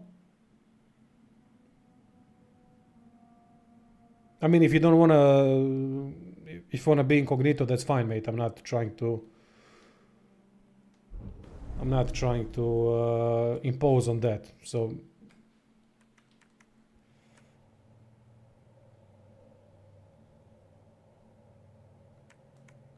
Ah, okay. So we have garden block incoming attacks with your weapon. Ah, so this is the block, this is the hard, and this... Okay, good. Let's move on.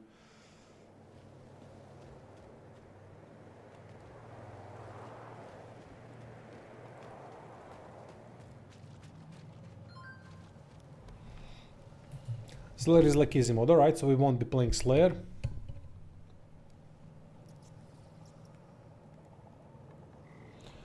I'm gonna have to go to lunch in 5 minutes. And then I'll continue. I plan on playing this game for a long time today. I don't really have anything else to do except finish Beast of Reincarnation. That's about it.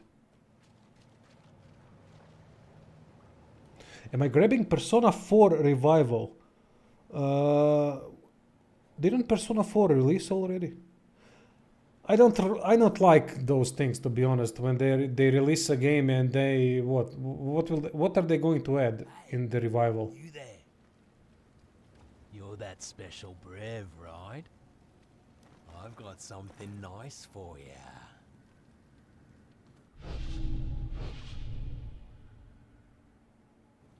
First one's free, but I got plenty more if you got coin.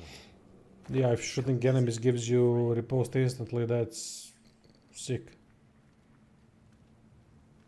Remade from ground up. Ah, okay. Okay. I might give it a go. I really liked Persona. I think, which one did I cover? I always forget. I covered one of them on the channel. And I really enjoyed the game. It was quite an interesting one. Bloodborne 2 here.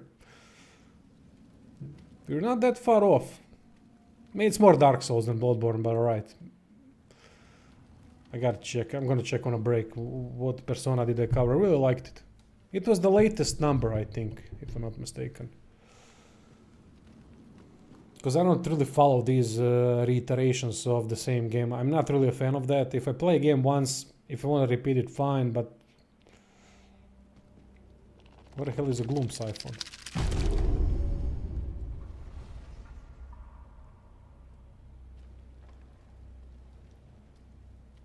I guess we get Gloom from it. This is beta of Mortal Shell 2, a game that is coming out in 9 days on the 20th. Is it? What is it? What is today's date?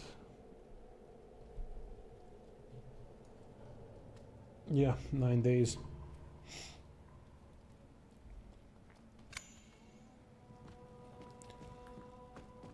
I don't know what this is, but it's cool as hell. It's you? In the flesh? Miloš, pa daj si Miloša Our jebate. faith has been rewarded. Sam fali Stevo i We've prepared the gloom siphon for your coming. Hrvoje i evo ti Jugoslavije. Find the unblemished ova. The blessed mother's ova, her eggs have been stolen. Returning unblemished ova to the Marrow Keep will yield rewards and progress the story. Ah, okay, so this is the main thing that we are doing. Alright, now we have a purpose. 17 for Devout, what does that mean? Oh, come on, they have 3 days early access. Oh, for fuck's sake. Hate that too. Might have to start raising money for that. Because I'm not getting the key, obviously.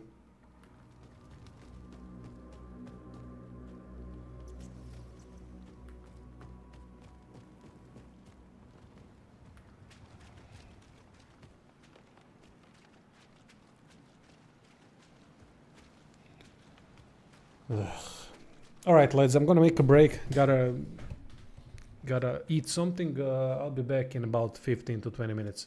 Alright. Great chat, by the way. Love the game. Love the chat today.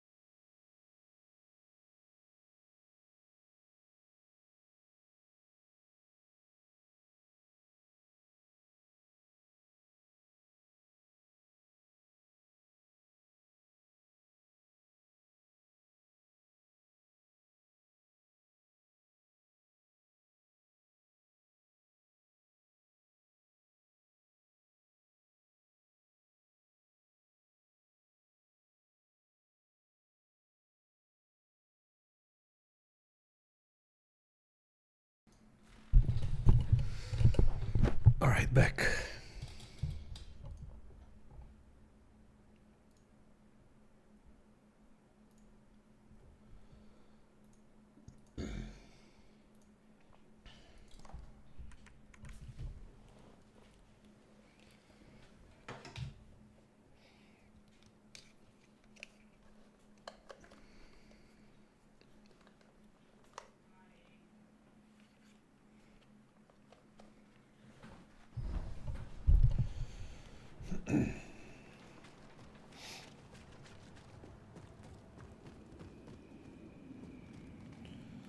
Not sure where I need to go, but we'll find a way.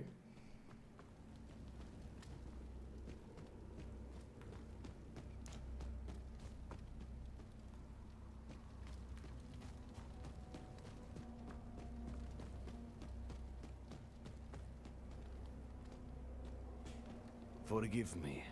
I am unworthy, but may I wash your feet, Harbinger? Vratko has a foot fetish. Wait. Will you allow me this honor? I've prepared a milk bath. I mean, wash my feet, I guess if that makes you happy, I don't know. You honor me, Harbinger. The one who came before you was not so kind. He's dead now. I hope. Okay, that's a bit drastic, but alright. Another bath? Alright, let's see if we take 3 baths. Usually 3 is the number that unlocks These are strong toes. They something. will not fail us. Not like the others. You wish for another bath?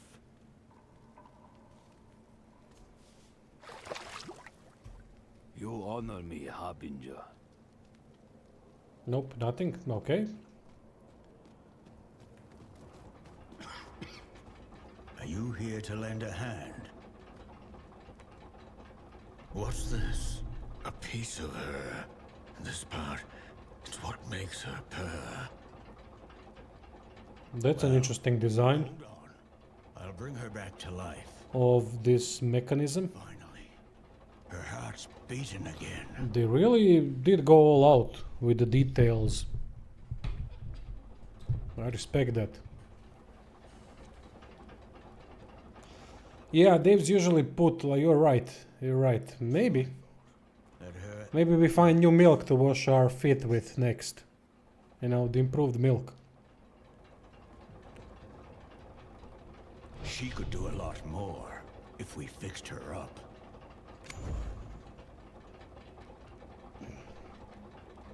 What do I need? I need coin and ventrium. Ah, okay.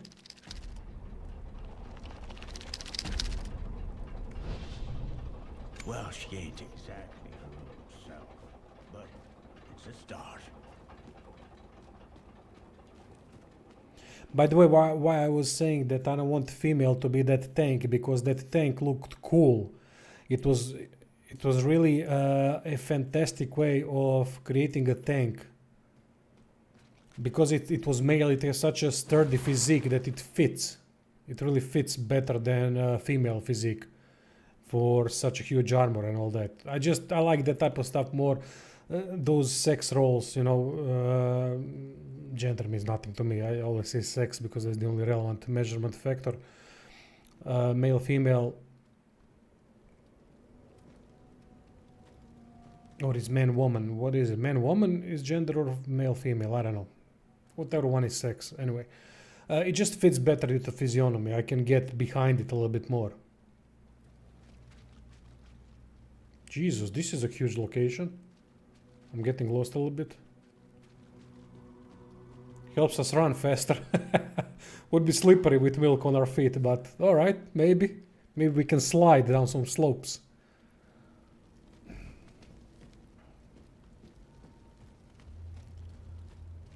Slalom, baby. Impersonating Sid.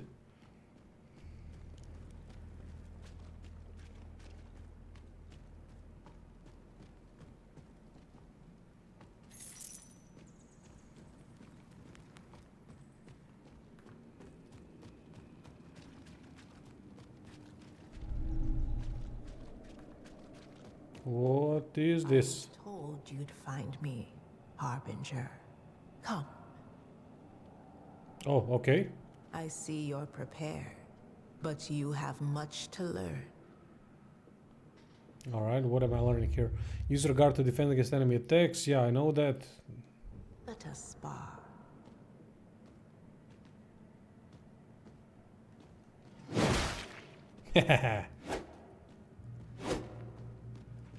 What, did they forget tracking with her? Or?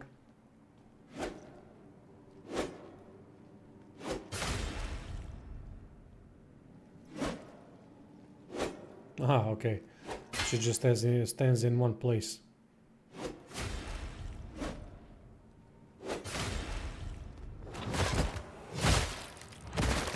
Failed animation, but it would be a cool one if it worked properly. You are the Harbinger. Why is the MC looking like a walking ball sack? From the trailers they had human skin. I think they looked cool as hell. Like a husk. As a husk. I love the look of how they look. Even though, as you said, it might be like a ball sack a little bit. But it looks cool for me. There are shells. I don't have a shell. So I'm in the process of acquiring one. What is it? The Infinite Shield is a high risk, high reward implement. Parrying requires more precise timing and inflicts greater break damage on opponents.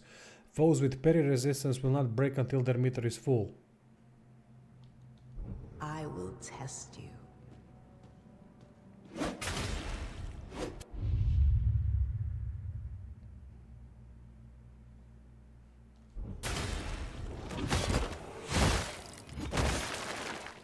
Well done. Main character MC. Is that like a DJ or something? I didn't know what that meant for a long time as well, mate.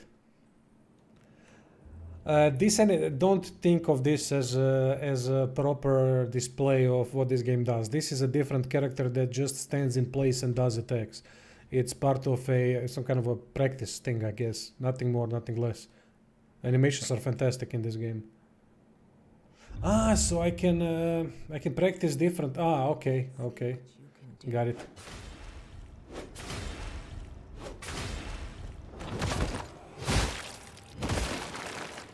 Well done. Perhaps you are the Yeah, Nick. Harbinger. Now? I can't check it out now, but... Alright, figured what needs to be done here, I guess. It's just a practice thing. Oh yeah, we have some good discussions on Discord.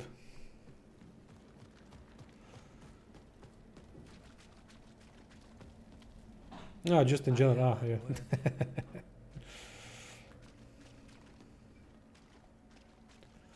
Alright, rest, and where the hell do I need to go then?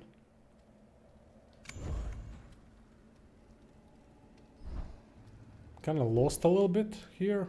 I'm walking in circles. Is this the new thing? No, it's the gloom siphon. It's the mechanism.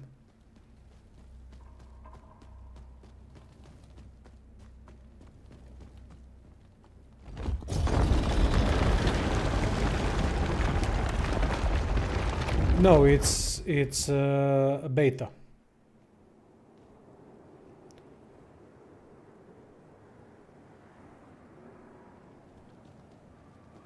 The game releases in 9 days. It's really strange that they are giving beta so close to the release date. Isn't it? I mean, I'm not mad at it. I just think it's interesting. So is this some kind of a hub? Playtest area limit. Okay. No, you don't, because there was not really a plot in the first game. The first Mortal Shell game was something as a showcase. They showcased gameplay there. It was half a game and it was priced as such. Damn, that was cool as well.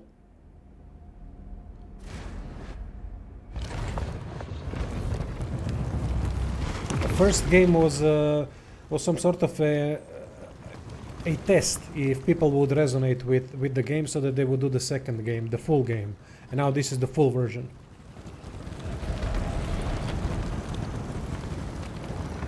It's an indie game.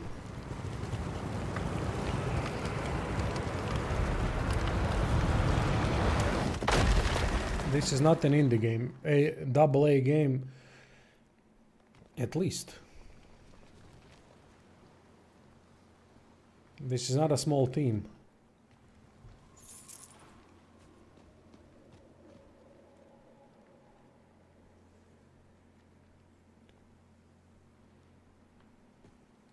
The physical sold out in multiple countries. You mean Mortal Shell? Nice.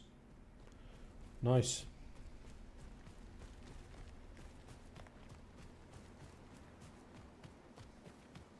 Okay, so I now need to find another shell, if I'm not mistaken. And this is where the shell is. I'm not sure. Yeah, I'm going in the right direction. Okay, that's fine, that's fine. Now it's clear. A trap. So I should probably avoid enemies now until I get the shell. Oh, for fuck's sake.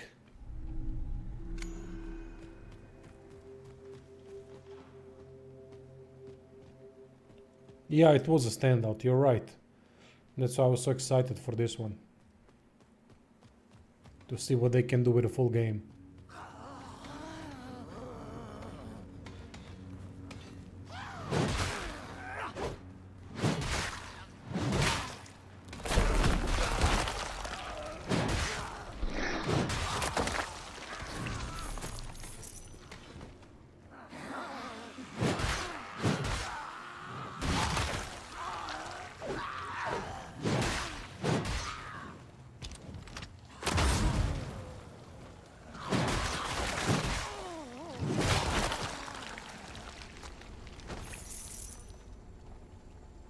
Yeah, but it wasn't a full game, it was half a game, so it didn't really have anything to go on to be longer. Didn't have a story, didn't have really lore, quest or anything like that. It was... Which why it made sense for it to be a shorter one. But it was also a half-priced game, which was fair.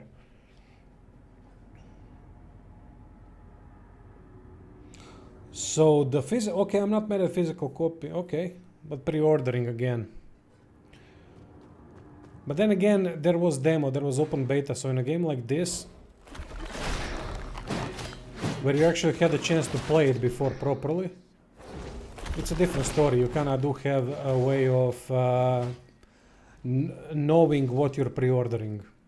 So even though I'm still against it, no matter what, I can understand more if you've played something like a beta or a proper demo that would showcase the game. There was a beta in June, if I'm not mistaken, right? Now, where the hell is that shell?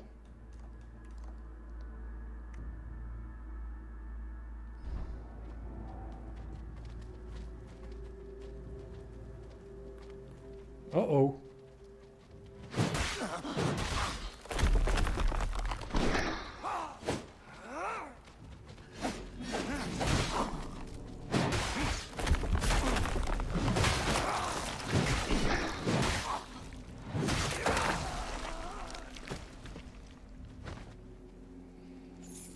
I don't know what the story is yet.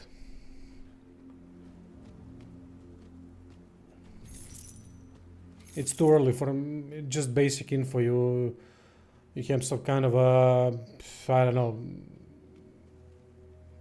You're an offspring of, you're one of the last remnants of Mother, if I'm not mistaken, something like that. I need to reread it because paying attention to that stuff during stream is not easy. Hey, Dragno. How's it been? Terrible. Thanks for asking. But the game awesome. Yeah, I agree, Zebets. I agree. Is she hot? I don't know. I don't think we've seen her.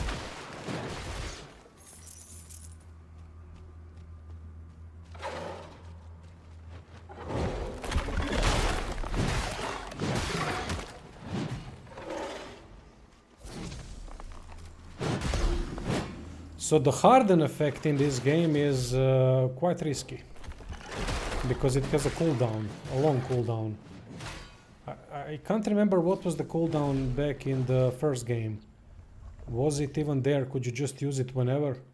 I think we could use it far more often, which makes it not as effective as the normal guard that is.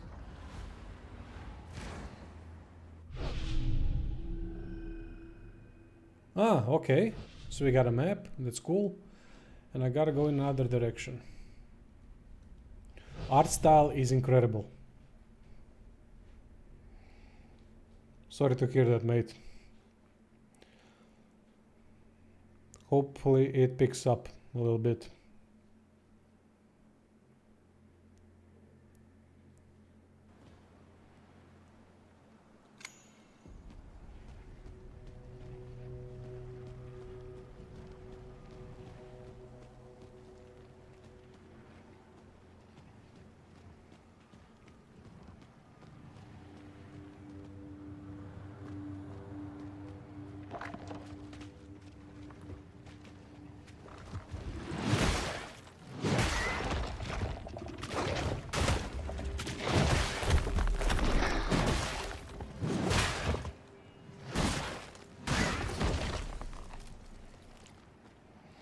The sword mechanics of this game are one of my favorite ones out of all the games that I've played. It just has that feeling, that good feeling about it when you're swinging the sword.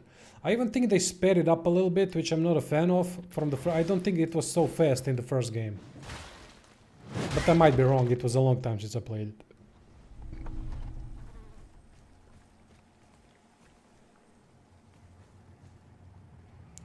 I don't know if it has any co-op. I don't really play these games in co-op, or I don't play online versions of online modes in Souls-like, so I don't know, mate. I really know very little about the game. This is the first time I'm playing it. I've seen one trailer and that's it.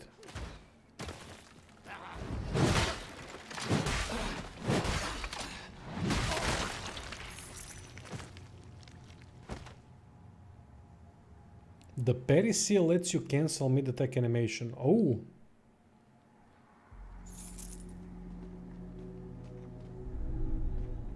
No, this is a beta.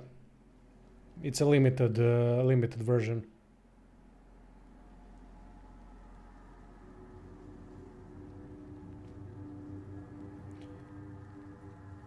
It's slower in the original. Ah, okay.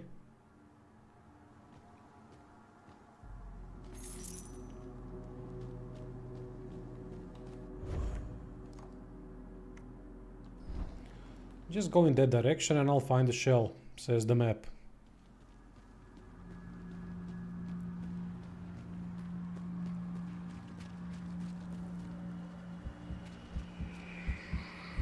Ah, there it is.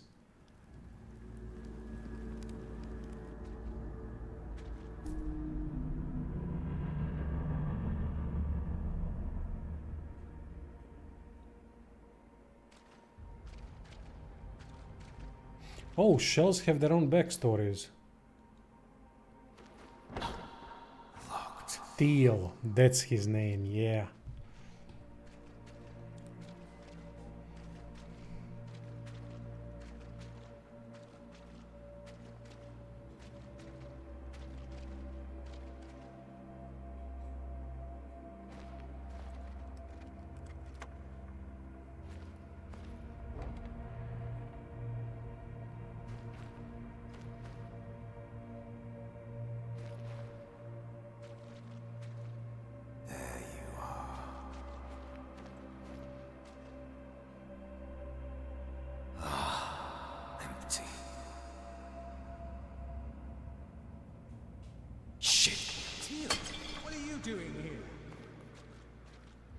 Look at me. Your remedy. I need more. I see. The rash has worsened. afraid more would be unwise. It's quite potent. We'll see about that. Please, you're going to hurt yourself. I'm already hurting. What's the difference? Oh, now they have a personality. I like it.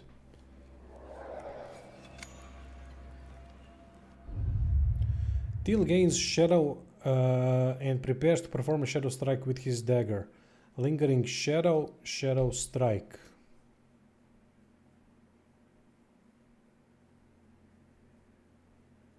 Ah, okay, cool.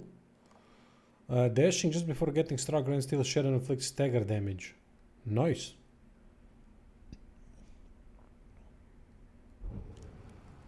Well, yeah, this is not a really super duper. Each shell is just an ordinary. You're inhabiting a shell of just a regular person from this world.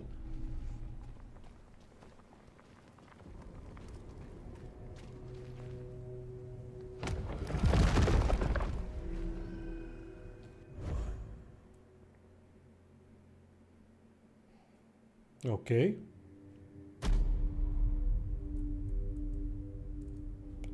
Shells look cool as hell.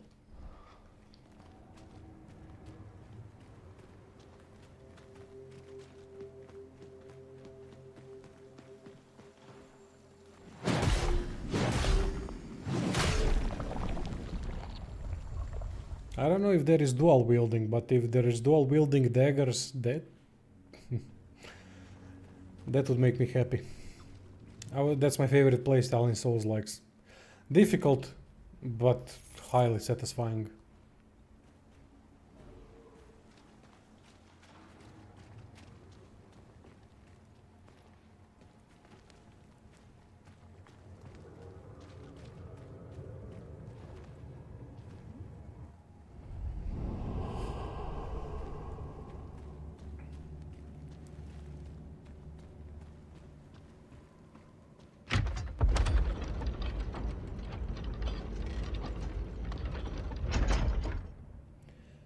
Nine shells.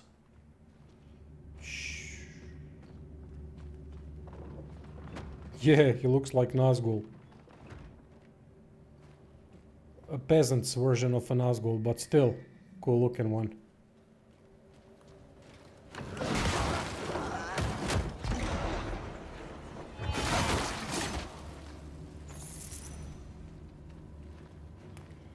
Okay. Yeah, demo, beta.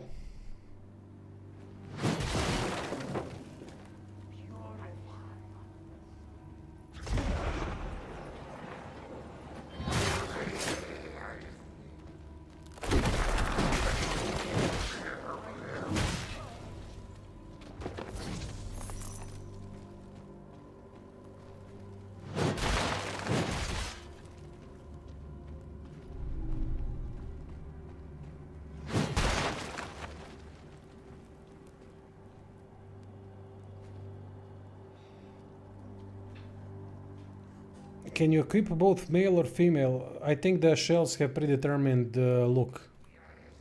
So you can't change it because the husk, the main character, has no distinguished, no obvious features as to what sex it is. So I think it's undefined or neutral.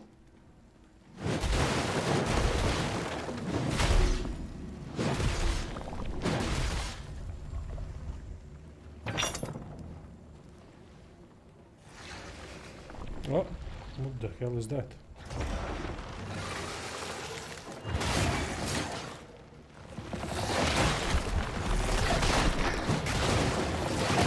What the fuck is that thing? That thing is kicking my ass.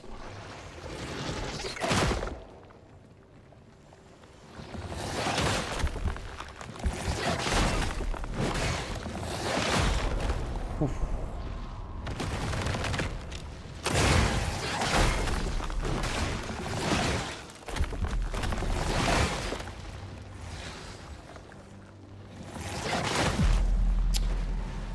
Yeah, the tracking is really annoying me about this game.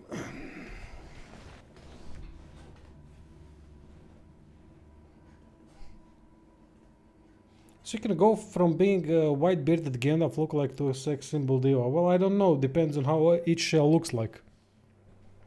I don't know how each shell looks like, so... Oh, that's the one from the first game. The tank. Have you been following anything from Lords of the Fallen 2? I've seen that. I've reacted on the channel to the first trailer, combat trailer. And it looks better than the first remake, without a doubt. But that's my extent of I don't really follow games development. Any games development, I don't care for it. Means nothing to me, honestly. When the game releases, I'll play it. I know which games I'll play for this job, and doesn't matter to me what happens, who is developing it. I could care less. The only thing that I'm interested in is the final product. Because everything else, what do I care if what they are doing with the game? Just do it.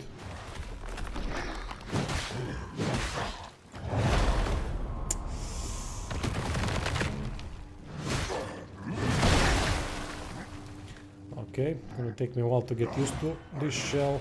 Whoa! Are all the zones the same difficulty? I don't know. I don't know how they have structured this one, but I'm guessing it's progressive difficulty. I haven't seen really... there are levels, but I don't know if the enemies scale. I'm not sure about that.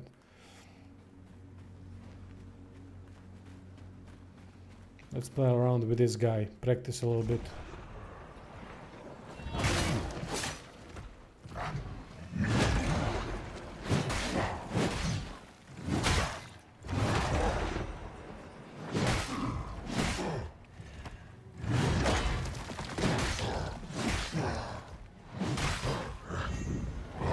Oh, come on.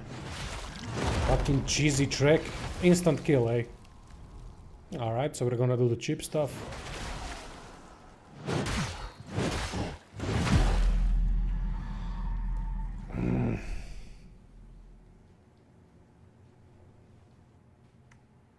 Yes, cooldown is rough, I agree. Well, yeah, trailers are there to sell you the game. Trailers are not a fair representative of what the game is. But this was an extended gameplay show. Well, not extended, but it was a gameplay showcase of sorts, so you could see more stuff. But trailers, no, of course, why would you believe any trailer? Trailers are just such small snippets of that are put together in order to get you hooked to the game. That's about it. You can make good trailer out of any shite.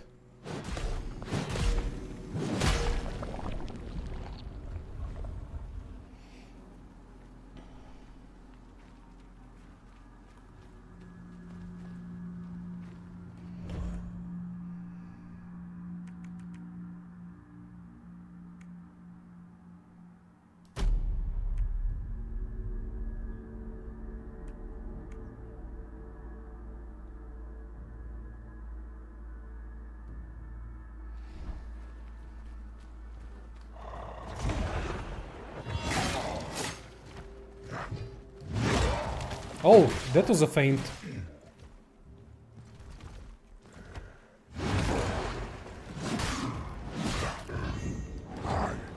Okay, finally. Yeah, that was a feint. Nice.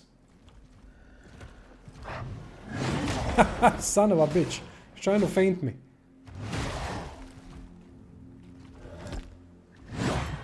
Oh, that's a boss. That's why he's difficult. Okay, that makes sense.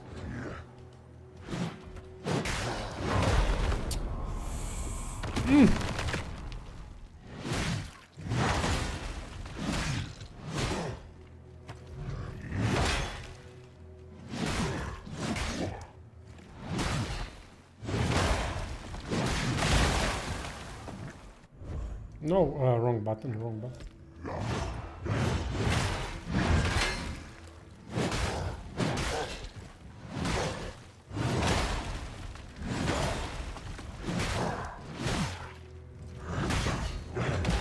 I'll piss off.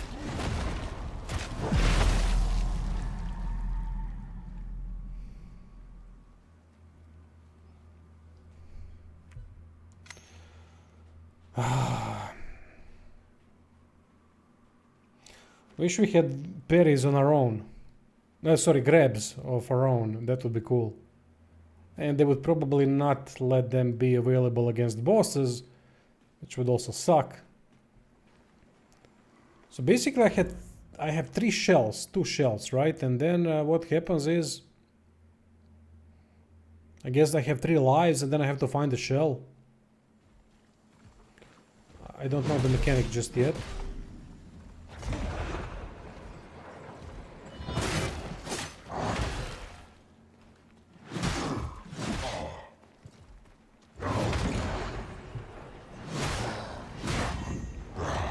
Oh, come on. Jesus Christ, the tracking. They really need to do something about it. It really diminishes the combat.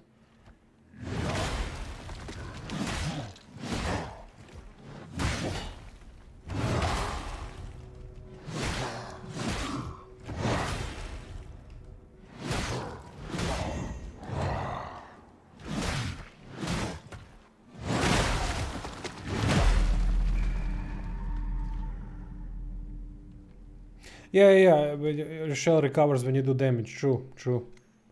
But what happens if you lose 3? You just gotta do enough damage to revive 1. Yeah, that makes sense. It gives you basically shell lives. Not a bad fight at all. I like the fight except the tracking.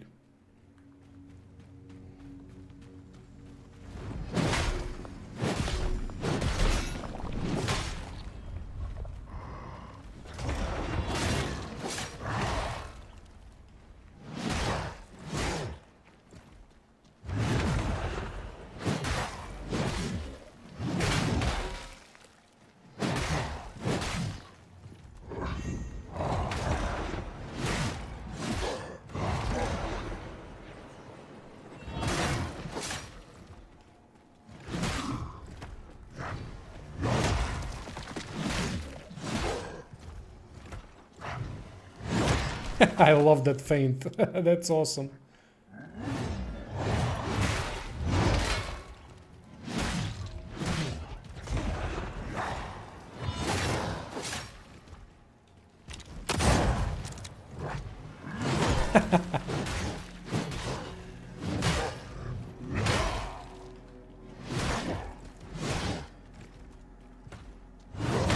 Oh, fuck.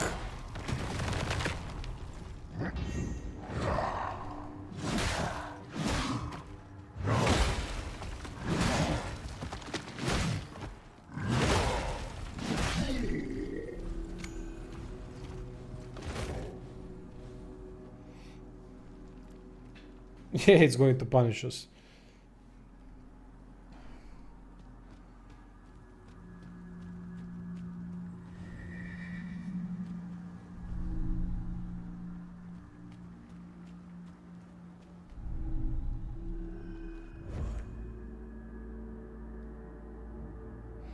Consume at the beacon to increase your ability to use Mother's Pulse.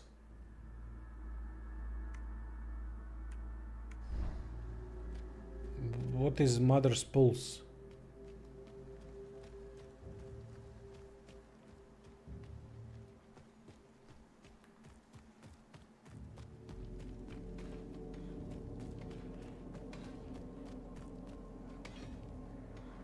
I don't know what mother is. It's kind of a... I mean, she creates husks. These husks that we are. Or something. I don't know, I have to read on it again.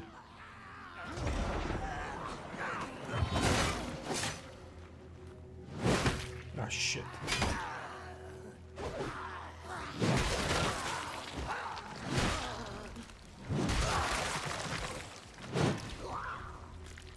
I didn't understand this thing. It says that this should stagger. See the problem with tracking? Look at this. Look at this. He basically followed me all the way back. God damn, that's gonna be annoying throughout the game. It's truly badly done. Unfortunately, it's badly done. It's not as bad as Lords of the Fallen or something. Well, actually, it's not that much better either from what I remember. But that's bad. That's quite bad. God damn it. How can they not figure that shit out in Souls-likes?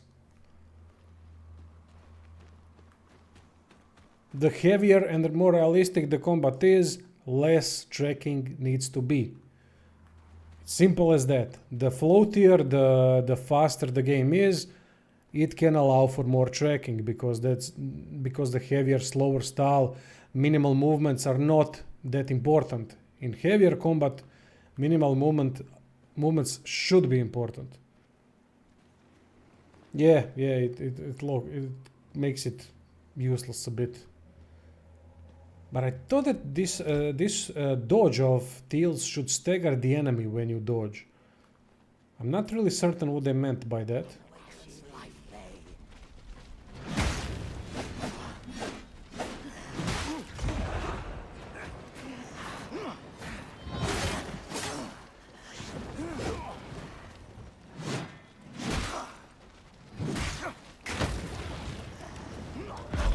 Oh.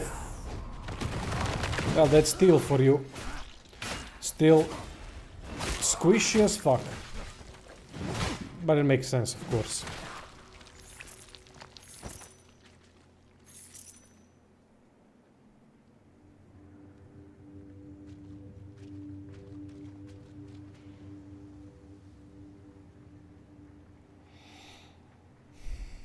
It really trivializes hitboxes. Yeah, you're right. It just adds nothing to the game except that the more tracking there is, it negates the movement more.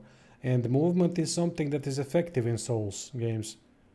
No, not in Souls, sorry, I always say Souls games. In heavier combat style games, you know, more realistic fighting. If it just affects it negatively.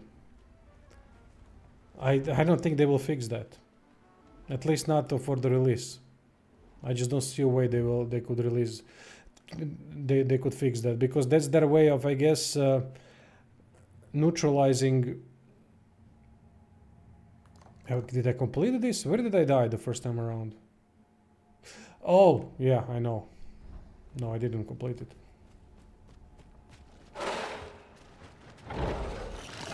You cannot trivialize movement in a game where movement is everything.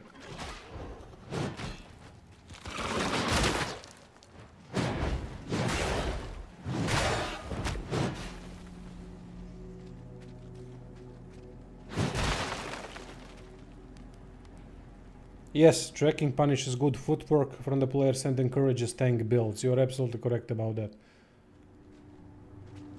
And it removes that cool thing about games who do it well. And that is having back and forth, using different tactics to find different angles of attack. That matters a lot in games because that makes it more satisfying because it rewards the player of being patient and learning how to read the movesets. But with tracking, everything just, you know, it negates all of that. It just adds nothing.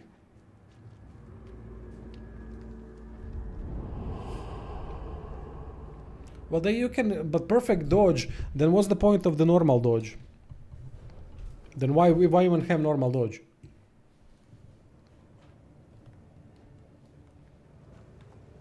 Normal dodge should be effective as well. There's a difference between perfect dodge and normal dodge.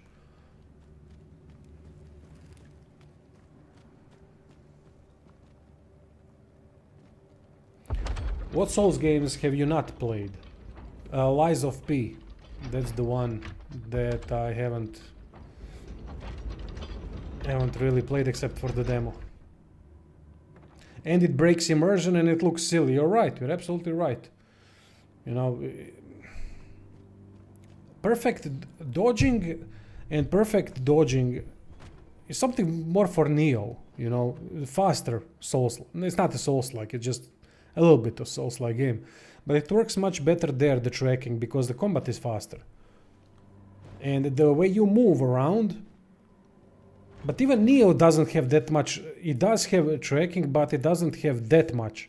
It kind of has that nice amount of tracking.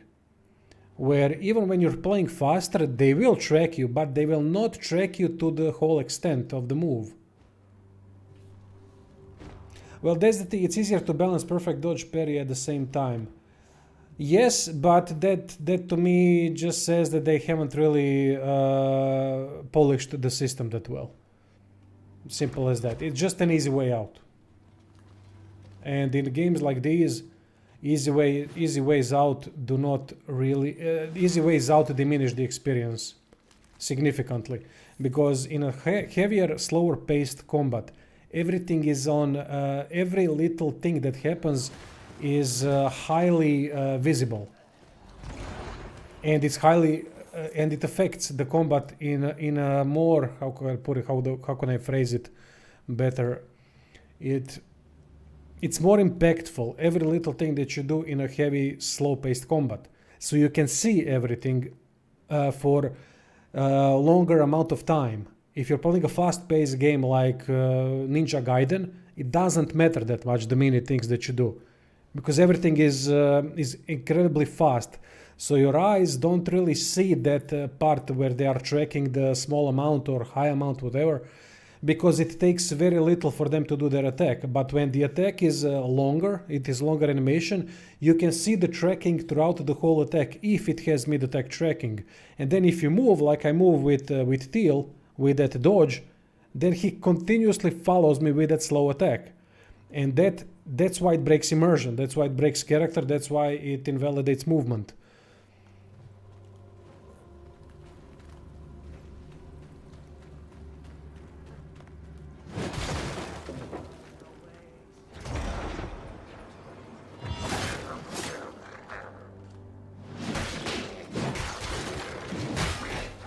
But the hit impact is quite nice.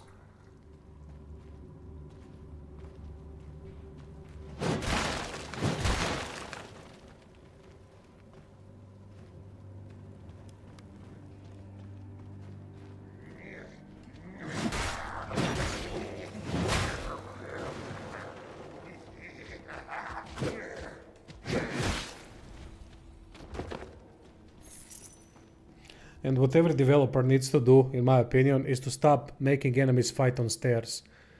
Because that's probably the biggest immersion breaking thing in every game, when you see them fighting on stairs. I don't know if there is any game in history that did that well, meaning that where they would use elevation, when they would look at it, when you would look at it they would look at you from a different angle and then attack from a different angle, different elevation angle. And they would need to look at you down and swing down. I don't think there's any... was there ever a game that does that? There's a game that I need to play that's heavily based on physics, which is called Exanima. Something like that. I still haven't played it, but it looks so interesting. Yeah, there's no way I can defeat this thing with 0 healing.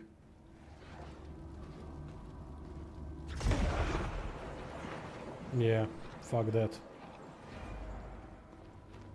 I'm just gonna die again.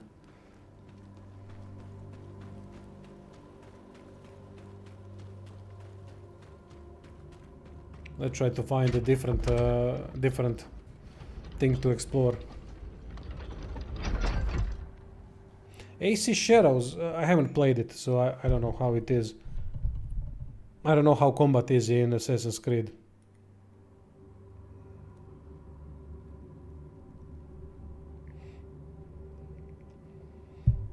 Be right back 1 second.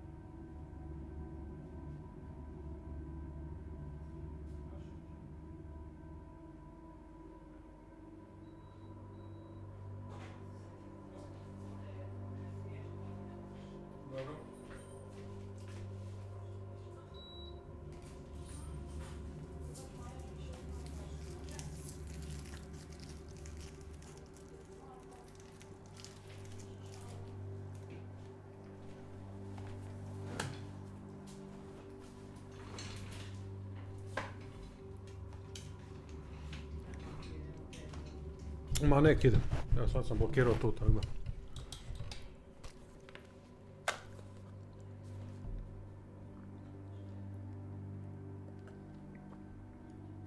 Već 6 sati.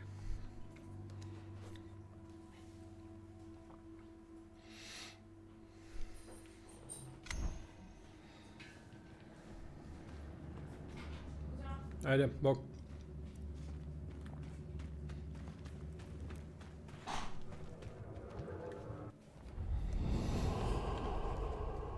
It's one of the worst and laziest ways to make games more difficult with tracking. I agree, but there's also a worse way, which is parameter difficulty, and that is by... Although tracking is also a parameter difficulty, because it's a parameter, I think. It's a number that they have to put in order for enemies to track. So to what degree they will track, it depends on the number they input, I guess. I don't know anything about development. But the worst for me is the heavy damage. Now, alright, in this case, Teal is a pussy. He's a soft cock, and that's fine. But he's got that shadows thing that none of the others have, which basically makes him immortal almost in a couple of seconds, which is quite interesting. So he's got that. That's why it makes sense in his case. You have to play careful. Although to have Teal as one of the first shells that you find, I don't know if that's the smart way of going about it, because he is more difficult to play than others, at least from what I remember from the first game. You really have to be extra careful with him.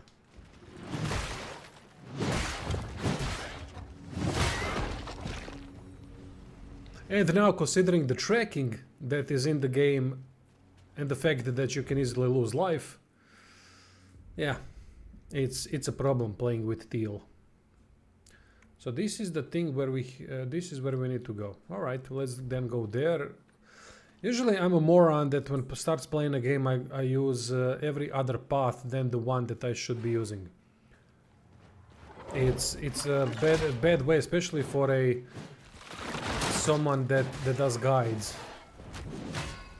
It's especially bad method for someone that does guides, because usually things unlock after progressing the main path, and then you can come back and explore and so on. But I just love exploration in games, no matter if it's linear, just with a little bit on the side, something. I just love exploring, seeing what the game offers.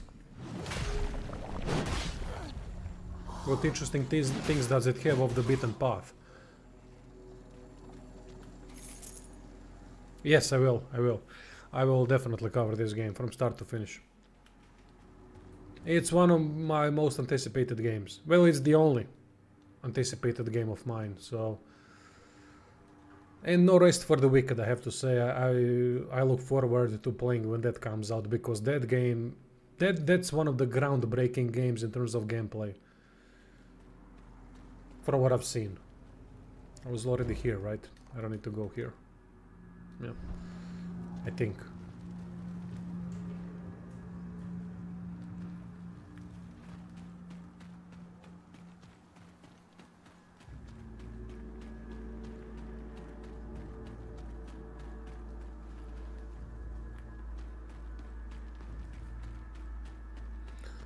Gotta use the resting point.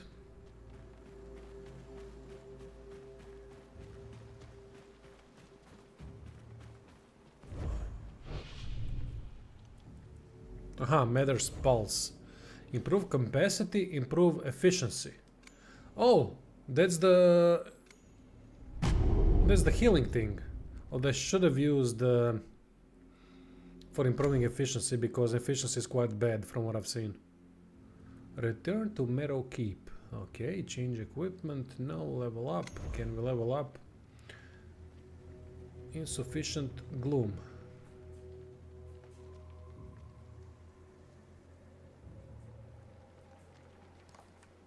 Assign shell points. You must discover this shell's full name at the shell keeper to awaken its power. Alright, let's return to Meadowkeep and talk to the Shellkeep. Oh, that's a cool design. The art style of this game is wow.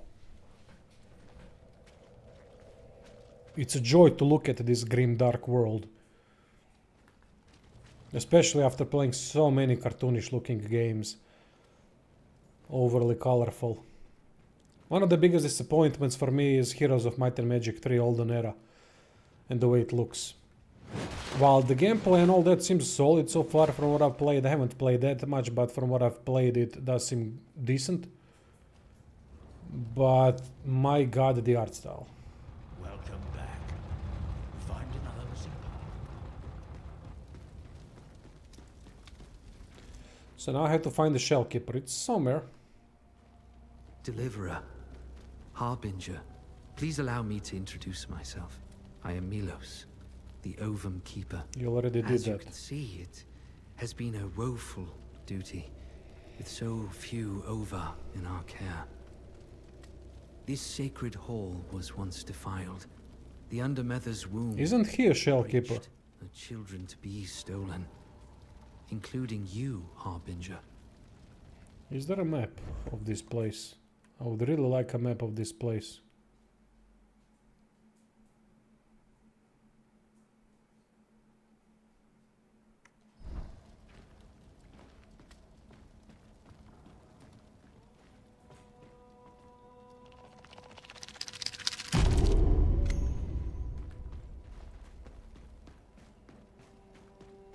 Oh no, I have to go to that that chamber where there's tons of shells. You just have to find it. It's kind of convoluted, but you just gotta get used to it. That's it. Is that the thief? Yeah. Let us discover his purpose together. So we got the rash, deepen bond, hold. Shell revive efficiency 1, memory is 1 to 2, bond tier 1. Shell points capacity 20, I don't know what that is. Enter memory, yes, Ember of Rebirth. You seek salvation. Yes, only. I love that they have stories for each shell.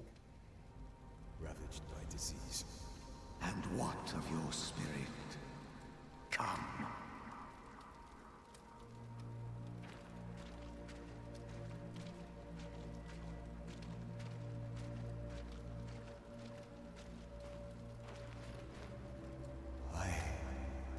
I have sinned greatly, Bubbly. Lying. Stealing. Even murder. Worse yet, you are shackled by pity and shame. A terrible sickness.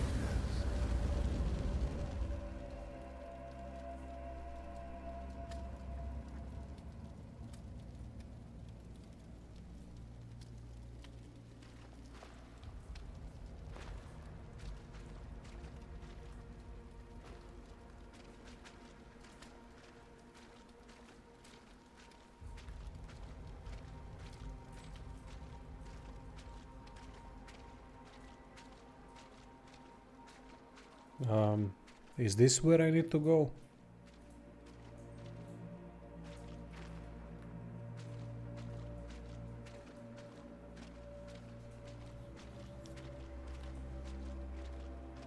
Aha, 3 fires, never mind.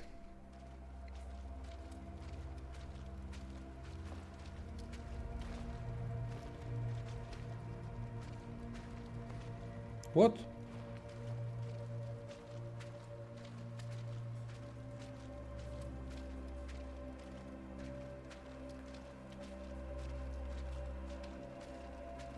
Aha.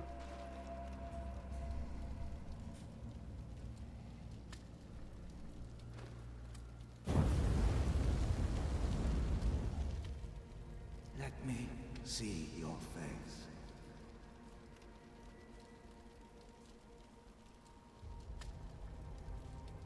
Embrace suffering. It is the ember of rebirth.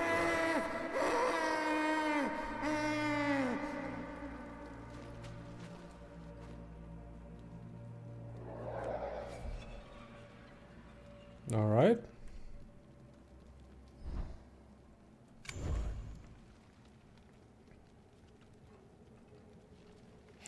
This is where we use shell points. Each level improves Shadow Strike.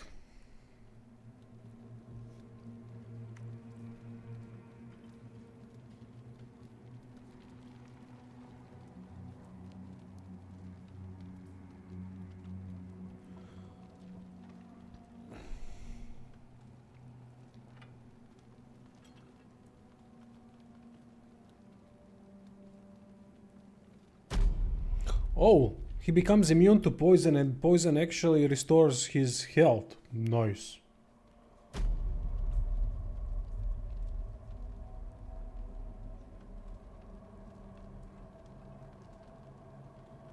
I mean, I don't need to stay longer in the shadows. Although that could be a great way to break the game, I'm guessing that you would be able to skip a lot of the nastier encounters, like that worm that I cannot defeat yet.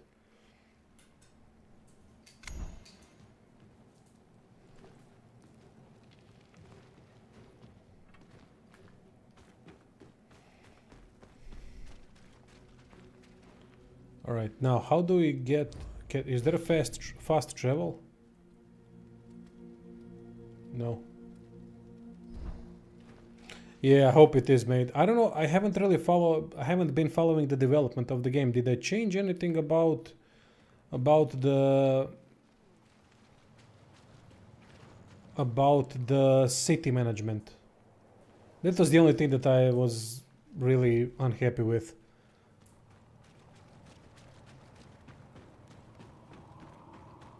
Welcome back, Skullface. Hope you brought more coin this time around.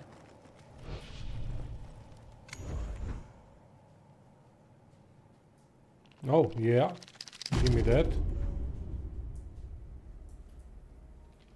Yeah.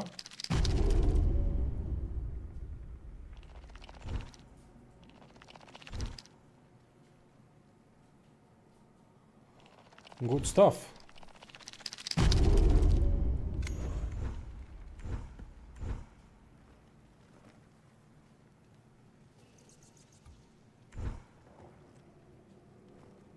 Mm-hmm.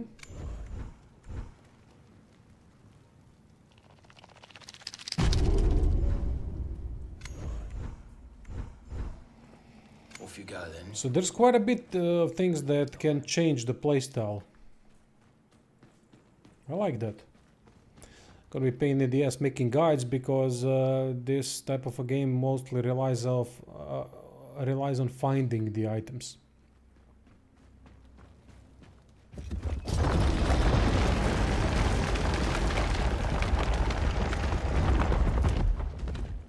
But there's gonna be plenty of things to do and to do guides about, so that's nice. Look at this. Look at this detail. I mean, awesome. Just awesome.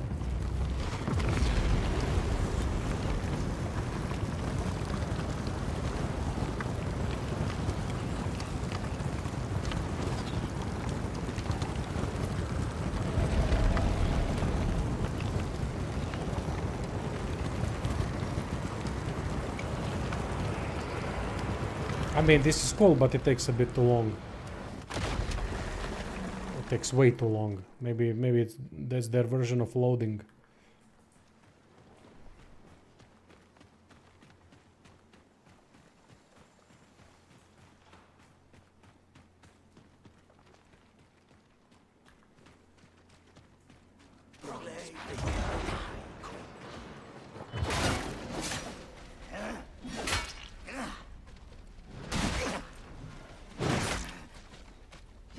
Kidding me?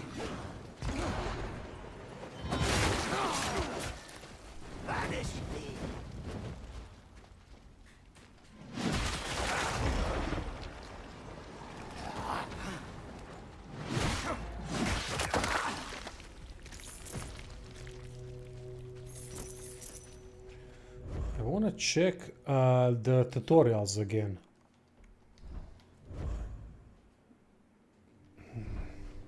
I don't know what they said with with the ability to. Oh, I forgot to upgrade. My bad. 1 second. I forgot what they said about the stagger and going into stealth. For I think they said that if you go into meaning if you dodge perfectly, then you'll stagger the enemy. But I haven't seen on that boss stagger gauge filling up at all when I was doing the perfect dodging. So I'm not sure if that is how that works. Alright, now we are much safer. Already 2 upgrades, yes. Now we talk.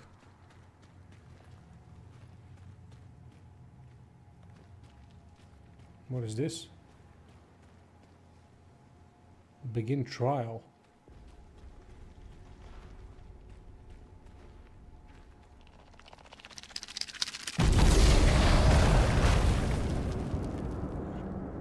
What the fuck?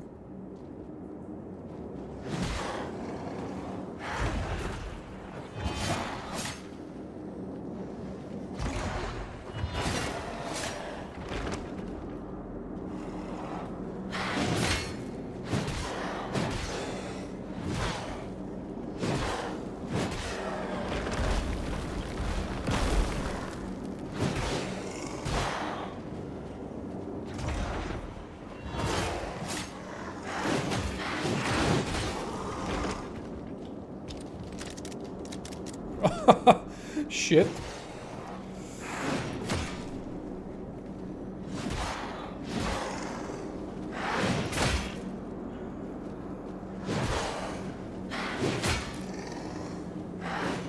Goddamn invisible walls. Actually visible walls this time around.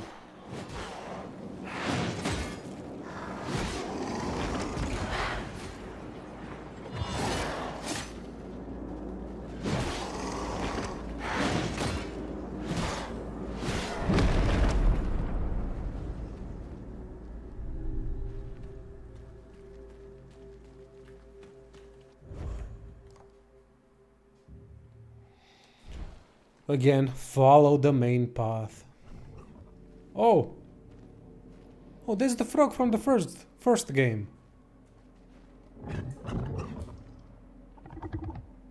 I just got a frog in my throat. Alright, fair enough.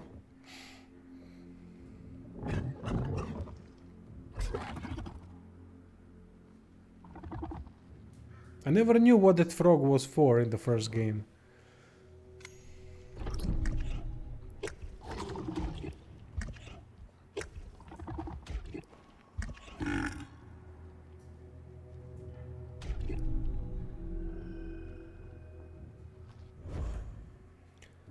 Can be traded for 2000 coins. Oh damn, Gorf. No, thank you.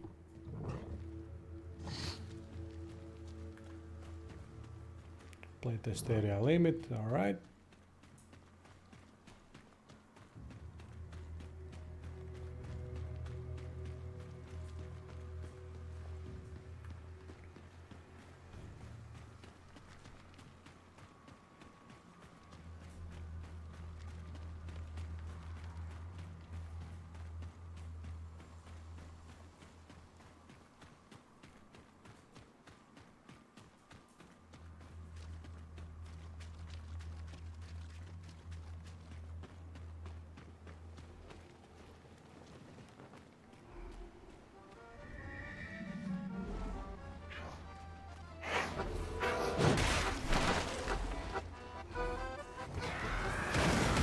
There were some Balkan people making this. I am putting my left... No, I don't have a left nut anymore. Right nut, the only one that's left. Putting that one in fire. There were definitely some Balkan people making this game. Miloš, Ratko, and now they're playing classic music, classic folk music with harmonica. I don't know how you say that in English.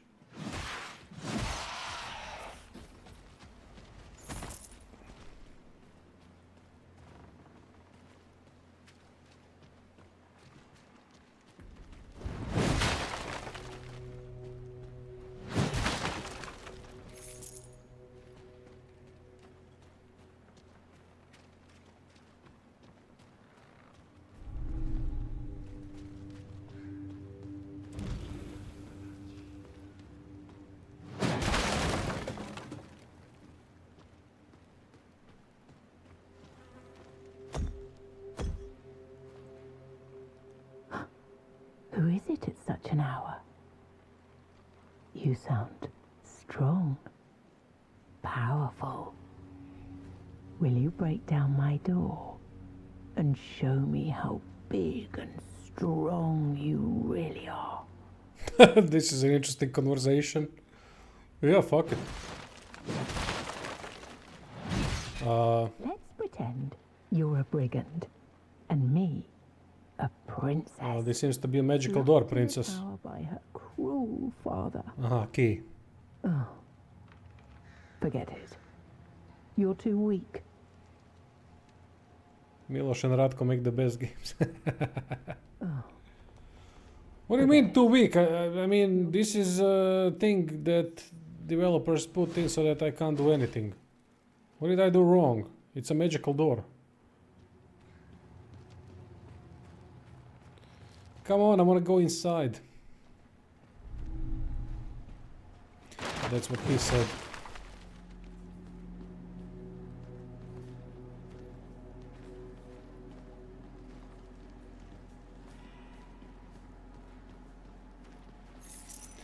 No. This is beta. Demo. It's currently available on Steam.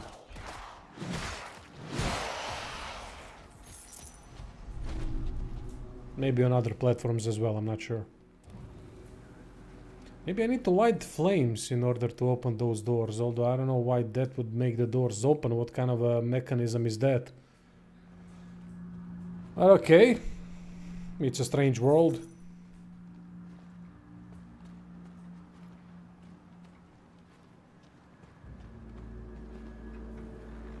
I mean, the amount of details is truly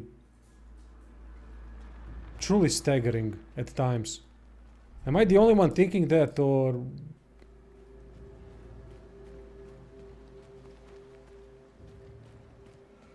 Even the normal bonfire, look at this shit.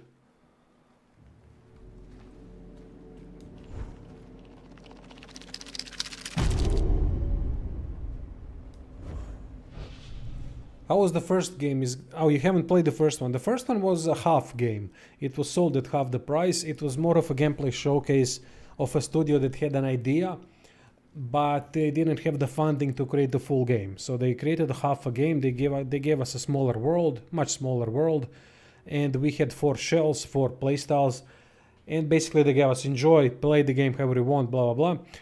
But it didn't have a story, it didn't have lore, it didn't have... it had some basic story, not even worth mentioning. But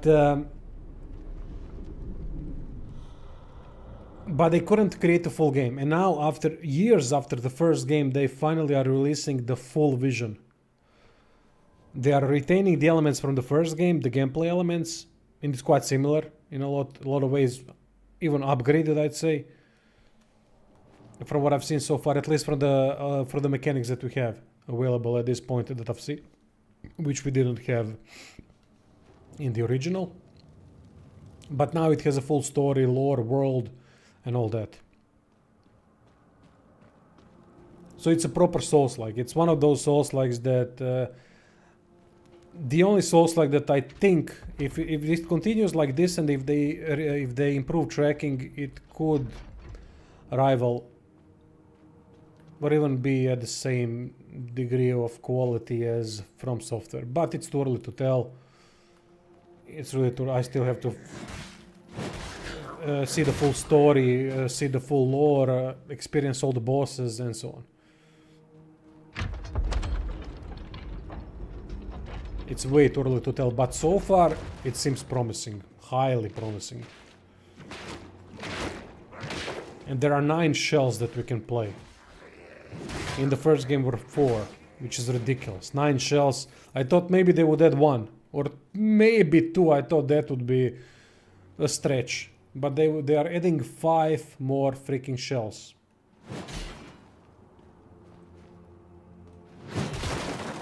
Aha, stagger damage from dodges minute skill, maybe better with upgrades. Ah, okay. Hey, Tommy. Thank you, mate. Appreciate it.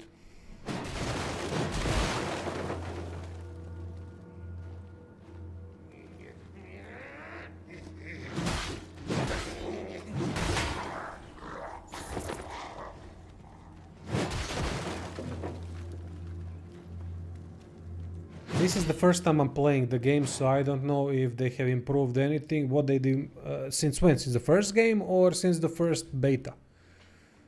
Because I can't answer for the first beta. As far as the movement, shit. Oh, they kinda caught me there.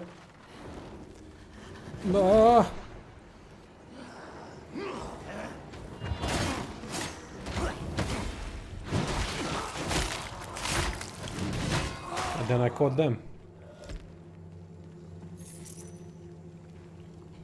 What was wrong with the character's movement? I'm not familiar, as I said, this is my first experience with Mortal Shell 2. I played Mortal Shell 1 extensively, but that was when it released, and that's it. Yeah, that was clutch recovery. Kinda shit my pants a little bit. Not gonna lie.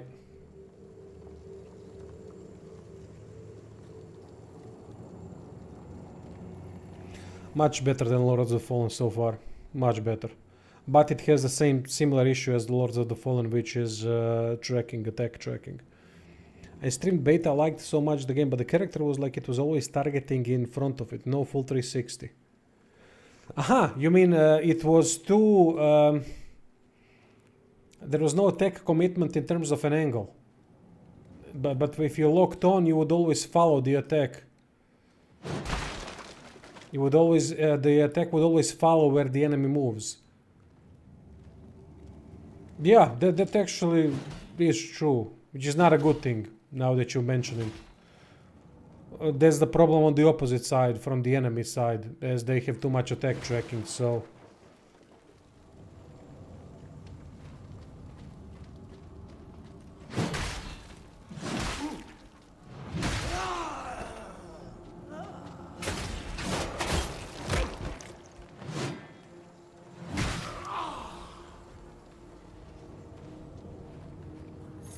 But it does look a bit like Lords of the Fallen in terms of the art style, which is not a bad thing. As I said multiple times during this stream, Lords of the Fallen 1, the original, in my opinion, has the best art style in Souls games.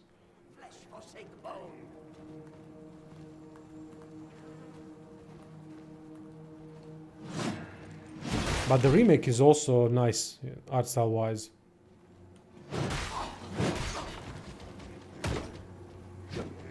Can you explain it a little bit more, Tommy? I'm not sure I understand. Do you mean when enemies attack, they don't have a... I'm not really certain what you are referring to.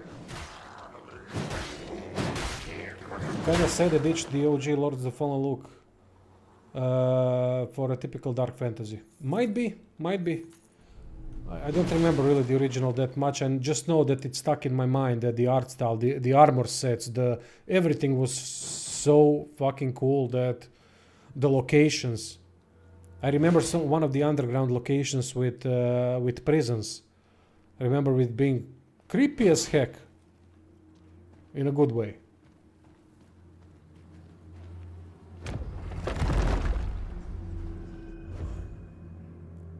Consume 20 resolve to infuse your sidearm with burn. Oh, nice. What is blood curse? Ah, okay, that's kind of like bleed. Let's go with good old burn. So, how do I use that?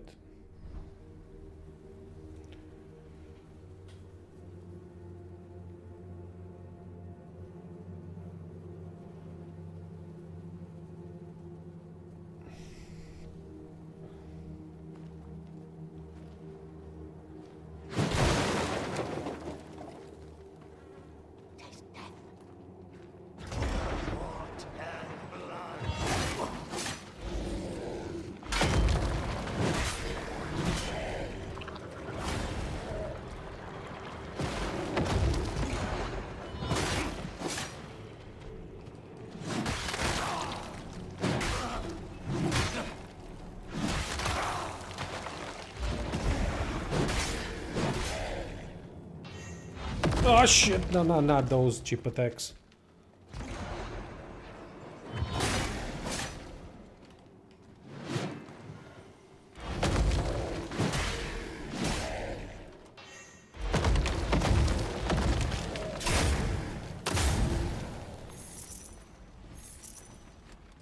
combat can really flow well sometimes.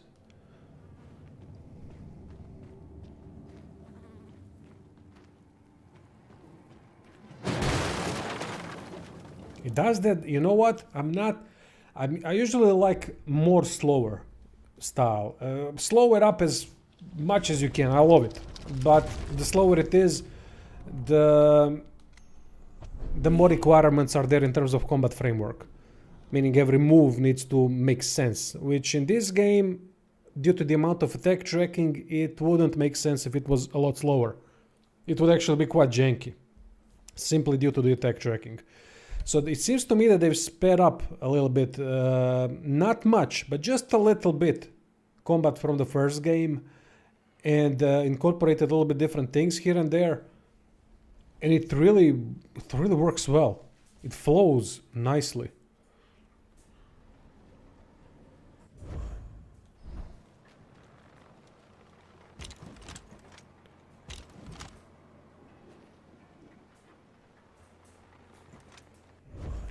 Wait a second.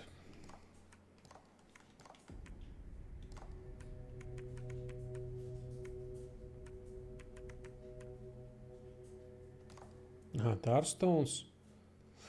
So okay, no, I fucked this up. So basically I have to choose one. No, not there.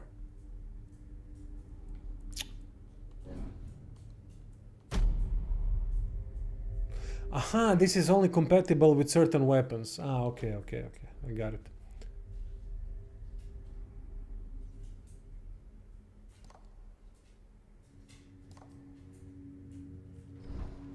I love how stagger works in this game. It seems to frequently happen. I like that a lot. That's quite important fact. See, the stagger is something that's not that relevant in fast-paced games. But it's quite relevant in a slower paced combat style. Do I have enough? Almost. 626. I just gotta kill something. I'm really happy so far with the game. I'm really enjoying it. Despite a couple of flaws.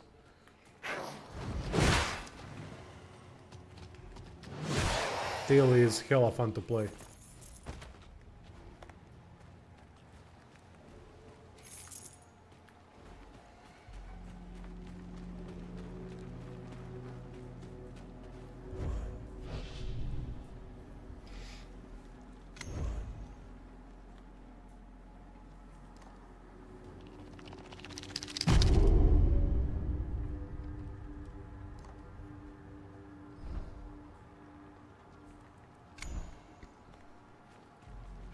That's the path forward, but let's see if there are any more of those things that I need to light up. Yeah, there it is.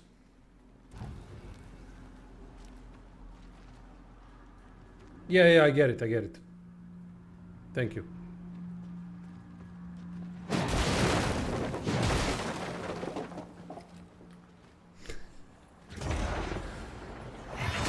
Come on, Balkan. No escape from Balkan. Balkan.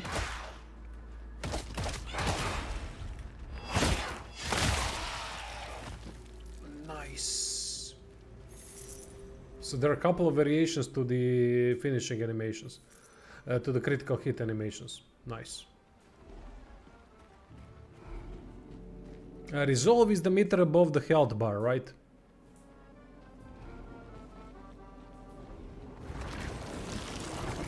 Yeah, it is. Okay.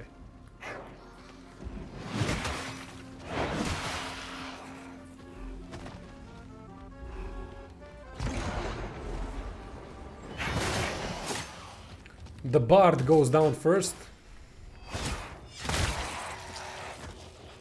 I also hate folk music. The Balkan folk. Well, not folk as much as turbo folk. I absolutely despise turbo folk. It's the quality of mumble rap. Now they've combined those two as well, by the way. They're such... Let's call them artists. It's the worst shit that I've heard in my life. Hella angry babushkis. Yeah. One more flame. Yeah. No. Can't light this one.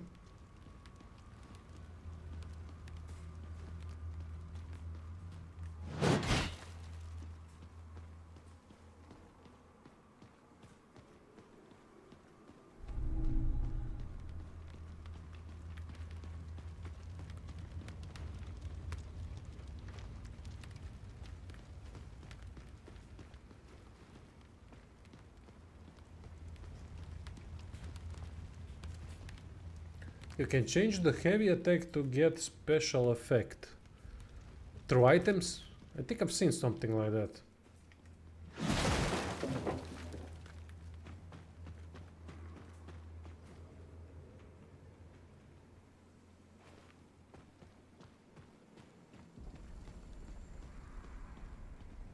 Let me ask you, bastard, something. What do you think about using fog or similar effects in games to mask the texture popping? Are you more in favor of using some kind of elements like that to obscure the texture popping, or you are more fine with clearer view but then the texture popping is more visible? What is your preferred thing? I'm really interested what people think about that. I've never really asked that question. Dragunov in favor of the fog. Anyone else, feel free to. I'm really interested how do people envision their ideal game. So that's one aspect, of course, because texture popping is quite, it's always going to be there.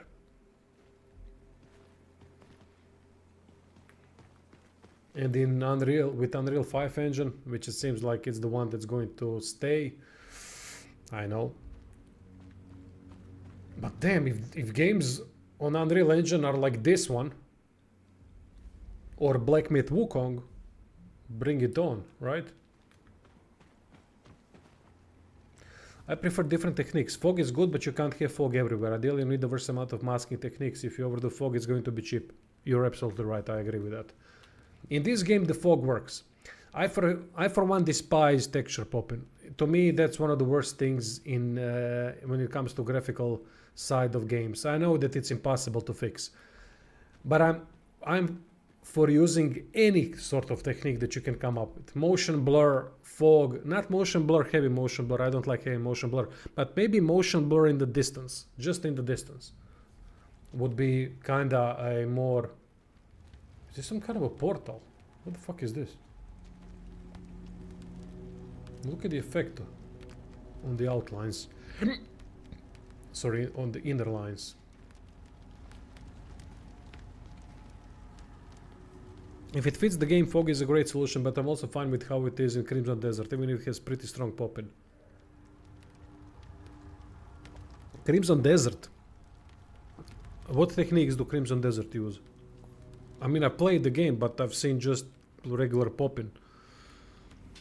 Unless I forgot. My memory is bad, so always have that in mind. Lush foliage is a good solution. Giant tree trunks, that kind of stuff. But that's also texture popping. That's gonna pop in, right?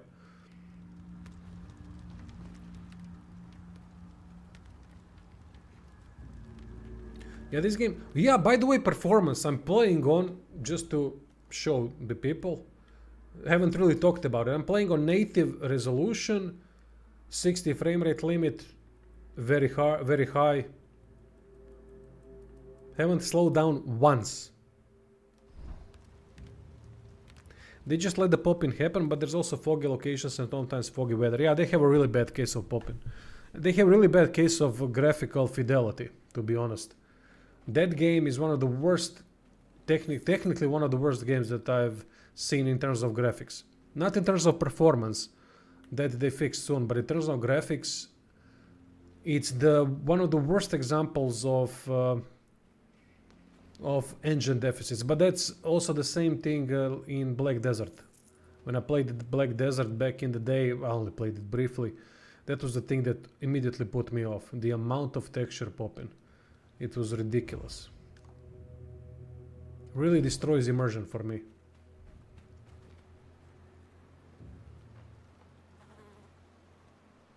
Depends on how you handle it. If you render your LOD levels and downscale them, there's no need for popping, unless it's lazy programming. If Skyrim can have mods that prevent popping, so can others. Fair enough.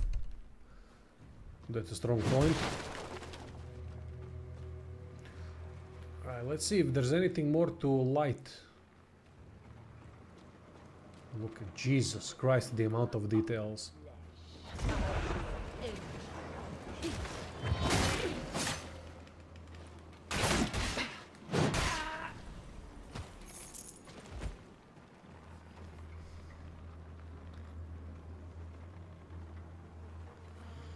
Oh, they rely on ray regeneration. I don't know what that is. I'm not really that savvy when it comes to tech stuff. I know only the basics. Maybe sometimes not even that. But I know that there was something wrong with that game when I was playing it. I tried all the settings, played with my monitor settings, which helped a little bit. But it was highly disappointing. But look, that was part of the problem, but the game had much bigger issues than that. Content quality being the first. Ah, playtest area limit, okay. But I can jump down? Yes, I can. Maybe attack from above. The way good design handles popping in general is that they have an LOD model that is modeled after an actual project but much lower quality. So when you get close, it gets replaced by a model. Ah, okay. The way it's not as noticeable since the original LOD is the same shape and look. LOD is level of detail. Or am I wrong about that?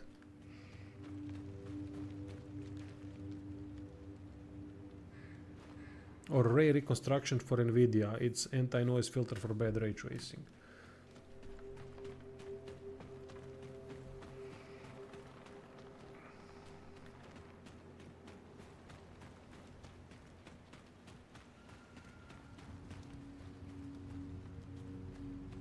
Oh, what the hell is that? A brigand. Could have just easily missed this whole area. Yeah, all right. Let's go barter. You must be famished. Also, it helps if it doesn't pop in immediately, but sort of fades in. Yeah, exactly.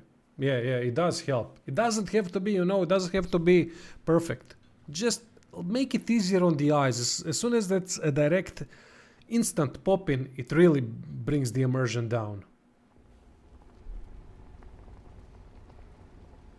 Key that opens up the hunter's cage.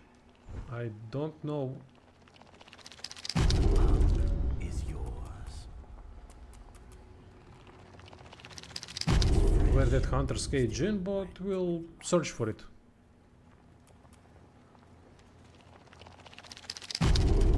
By the way, I haven't really asked anyone if there is anything wrong with the audio. The audio should be low when I'm talking and should be heard. The in-game audio should be. These masks are funny as hell because they look like they are yawning.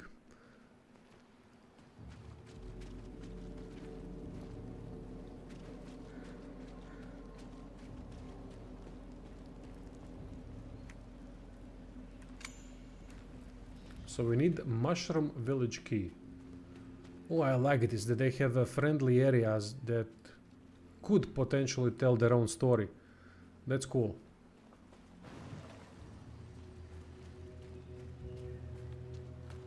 Aha, here's the hunter's cage.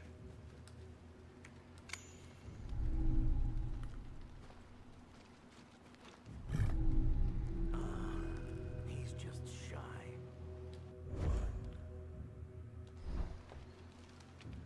When he's calm. Holy crap, those are dangerous arms. How does he wipes his butt with that? Dude gives himself an anal probe whenever he needs to take a shit. Hey, Callum. Yes, you were right. You were right about tracking. Absolutely. My biggest gripe so far with the game. It's everywhere, unfortunately.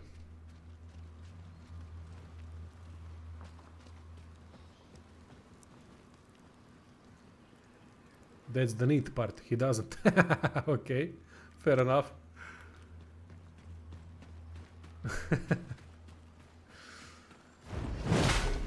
Doesn't eat, doesn't poop.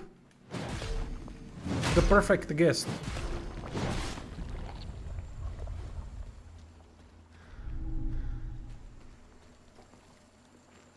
Hey Grizzly, welcome mate. No one's late ever on these streams. They're going to get posted afterwards, so can't be late. I mean, everything else about the game is stellar from what I've seen so far. It's really, I'm really happy. It is my most anticipated game, and one of the only ones, really. The only other anticipated game is No Rest for the Wicked. But I already know what that is. I haven't really played Mortal Shell at all. Said the second one. So based on the first one, I had high hopes and expectations, which is not a good thing for a reviewer to have. Although I'm not really a reviewer, I'm just occasionally a reviewer. But I'm really happy with what I've seen so far. If they can solve that tracking thing, even though I think they won't, hell, this could be one of the top Souls-likes.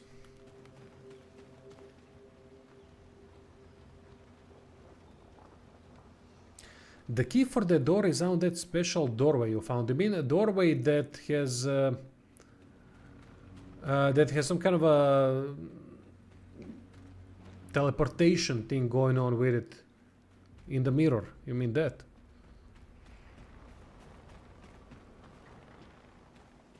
Ah, okay. Let's see. So this is some kind of a puzzle.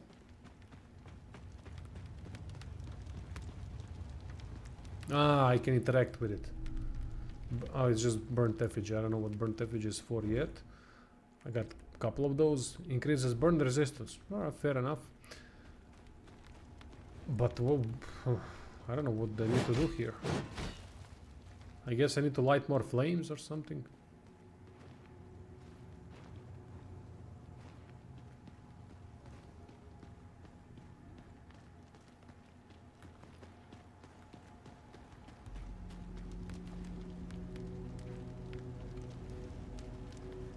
The Music Man. Okay. Look again.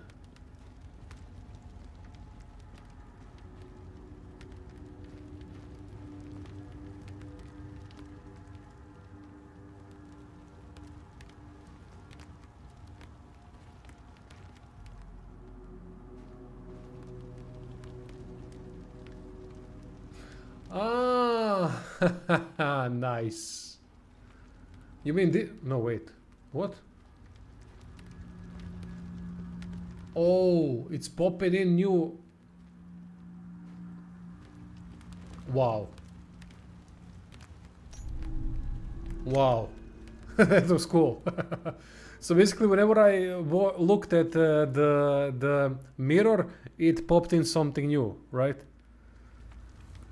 Or is it the statue immediately appeared when you look in the first time? I haven't really caught that, what they were trying to do with it, but yeah, but that's pretty cool. I like that. But did it continuously, whenever you looked at the mirror, did they continuously put in new effigies, statues and things like that? Or was it when you instantly look at the mirror, you see that statue? Was the statue instantly popped in? Or was it progressively after popping in some other stuff? So you have to look at the mirror a couple of times. Sorry, sometimes describing things in English is a problematic thing for me. Hopefully you understand. But yeah, I really liked that. That was cool.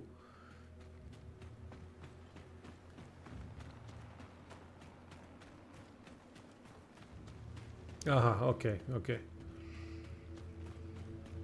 Thanks for the hint.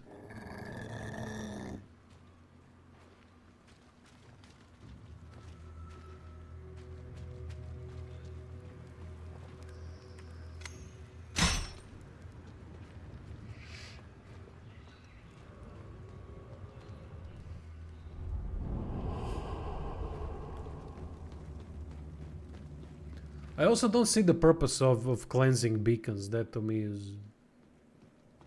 Yeah.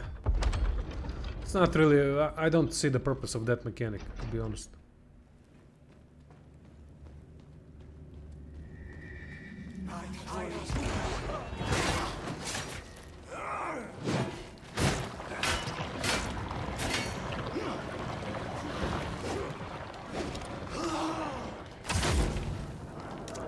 So satisfying to use this shotgun.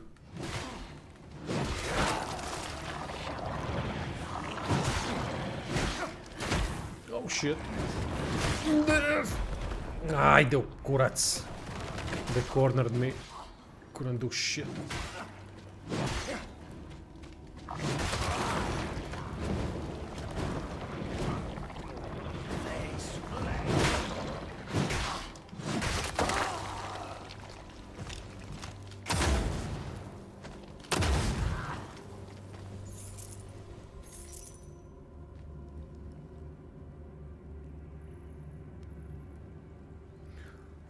I don't think I would, mate. I'm not really good at catching that type of stuff in games.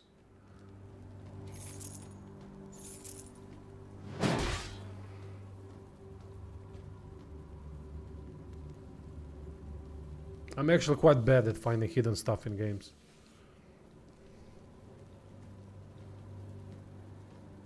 Hey Zoltan, love it so far, except the tracking. Access tracking is... attack tracking is the only problem. I think the purpose of cleansing them is that they only allow you to level up and fast travel when they are cleansed. Yeah, but I mean, you just give me a statue, I rest up at the statue, there's no need for the underground, whatever this thing is. I mean, it's cool, don't get me wrong, there's more details to look at, more fights to partake in, but was it necessary? What does it actually add to the game? But again, maybe so far the dungeons were quite basic, so I don't really... Maybe there's more to it. For example, now it says what? Is this a puzzle? Gaze upon your king, so true, back and back you shall pass through. Okay, so true, back and back.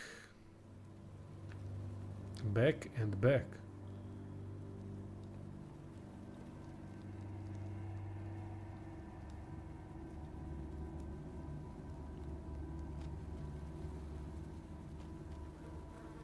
Did this son of a bitch change the position?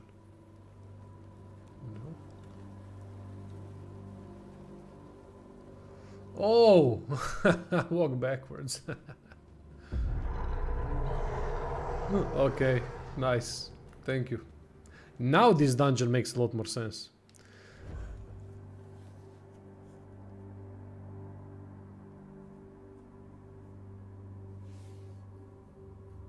Did you see they just shadow dropped a legacy edition of the Lord of the Rings War in the North? Always wanted to play it, so I may now.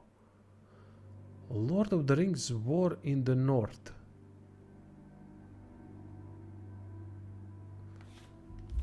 Why does that ring a bell?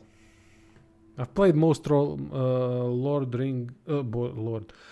of the Rings games, but I don't remember War in the North. Which one is that?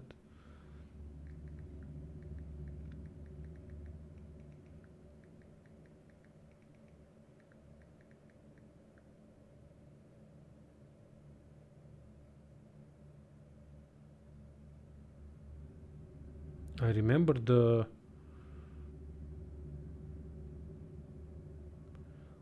the thumbnail, meaning the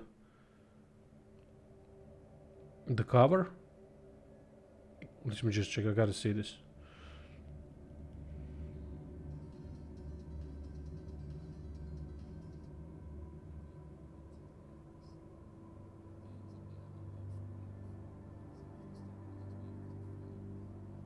Oh, I think I know this game. I think I played it, yeah.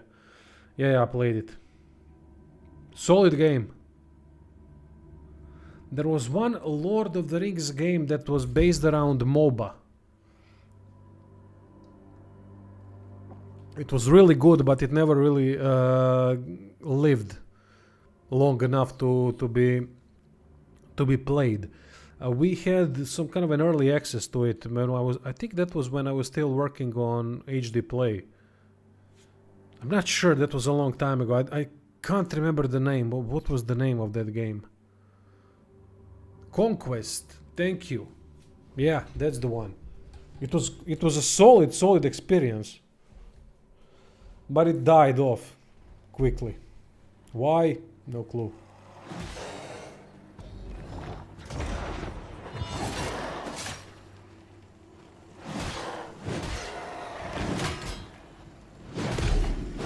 Yeah, so people know about it. Awesome. Glad that that's the case. Really, such a shame why it never was made anything out of it. I mean, it had the potential. The basics were there. It was such an interesting game to play. What did I trigger now?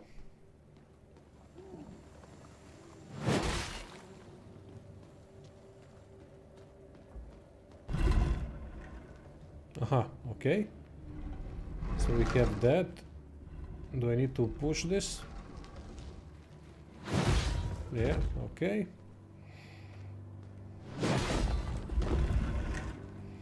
Alright, simple stuff, which is gonna get more and more complicated. Oh! This is the first time that I've seen, this is the first time since I've started playing the game, except for those very first enemies, that I've managed to avoid an attack by simply moving to the side when the attack got initiated. Mate, I love Lord of the Rings. I'm a huge fan. I've played Lord of the Rings online for such a long time. Wasted my years on that. Because when you look back, it's a lot of waste. I fucking hate MMOs. I despise MMOs now because of that game. I've invested so much time, and then when I got a bit older, I figured, what the fuck am I doing? 80% of that game is trash, like in any MMO out there. Because you're wasting your time continuously so that you have to pay subscriptions, or you need to do insane grinds, which you could do back in the day when Turbine was leading Lord of the Rings Online. And Codemasters. Not Turbine, Codemasters.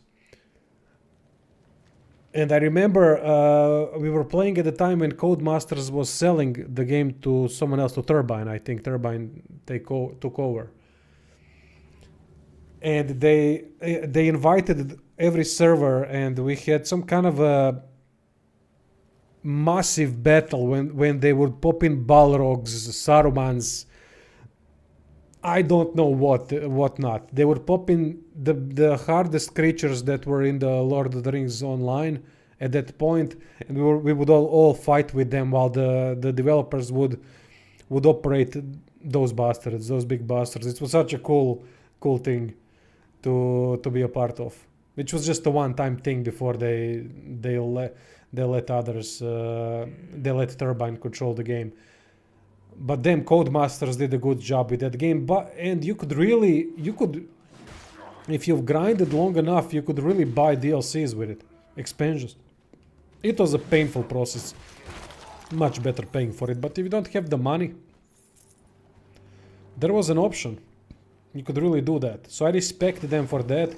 But damn, the time wasting in this game. And it's the same principle in most MMORPGs that follow that traditional style of progression. Basically slow down the progression to a fucking crawl, and then eventually they're gonna get to dungeons and raids, which is the selling point for every MMORPG. And MMOs, dungeons and raids in Lord of the Rings Online were epic. Difficult as hell. But really, really good stuff. I learned a lot playing that game. I was tanking and DPSing, depending on the needed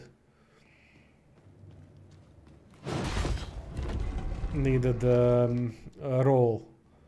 But my god, I mean, I loved playing online part, but I hated playing the grindy part.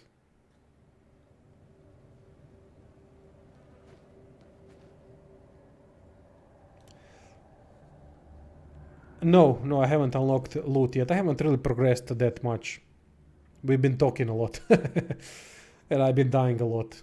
Well, not that much, to be honest. I usually die a lot more, especially at the beginning of games. As I always say, I love dying in Souls-likes. Through fighting. I absolutely love that. To me, that's learning and reading and just giving the game a chance to defeat me.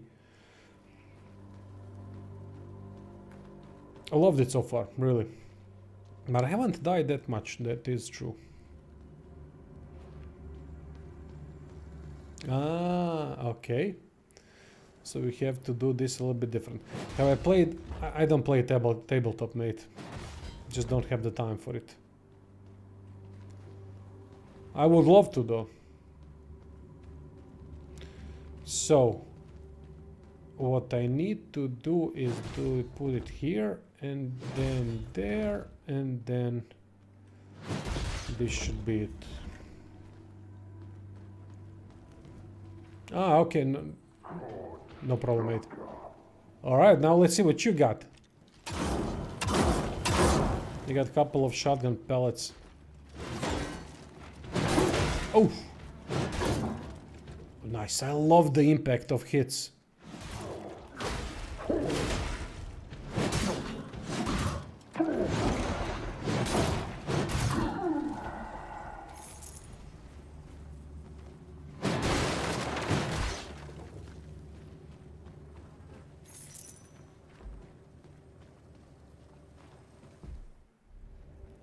Huh?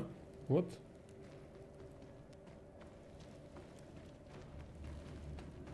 I've missed something. I'm back at the beginning, right? Okay.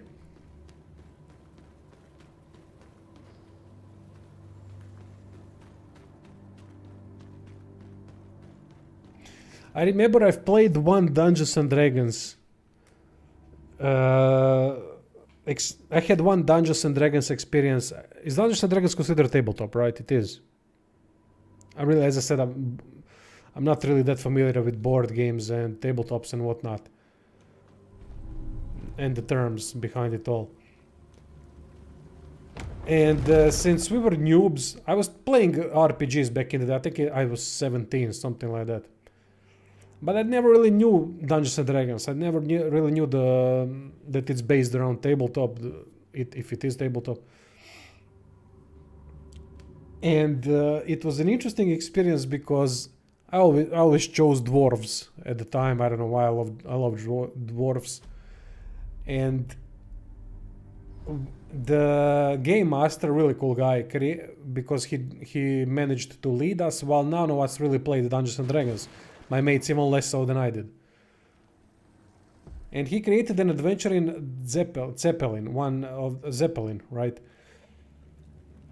And that was based around Baldur's Gate, I think, or some famous RPG that he got the quest out of. And anyway, he put the adventure in the Zeppelin, and at the end, I did so much shit in there because I didn't really realize how tabletop works, that my dwarf ended up without arms and legs and being thrown off the Zeppelin. Because none of it was punishment enough. And that happened very fast. So I had to look for others. I mean, look at others while they were playing. Because I died fast. Dwarf without arms and legs being thrown off Zeppelin.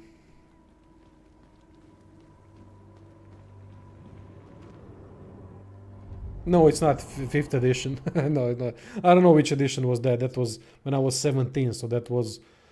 Jesus Christ, that's 22 years ago. If it was 5th edition, your dwarf would be cooking food with a pink hair.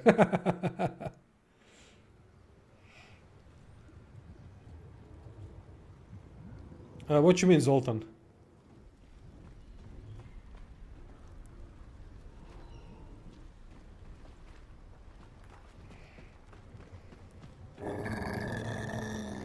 This thing scares me, the way it... Sure, ask away.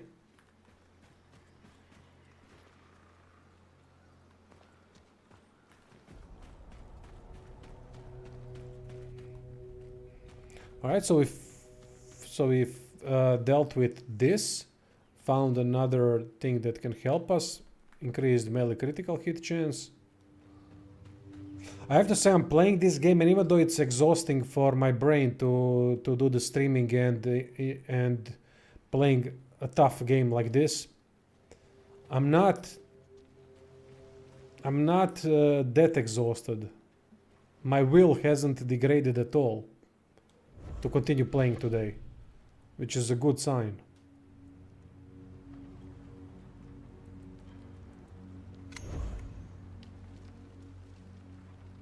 The stream is stuttering. Is it?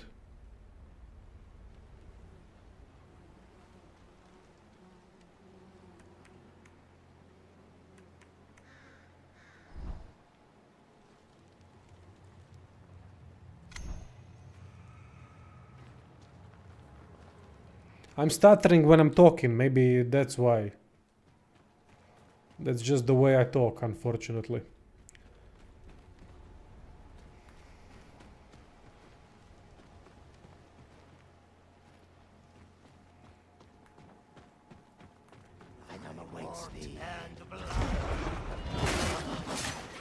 I love Teal. Squishy bastard, but damn, is he ever fun to play.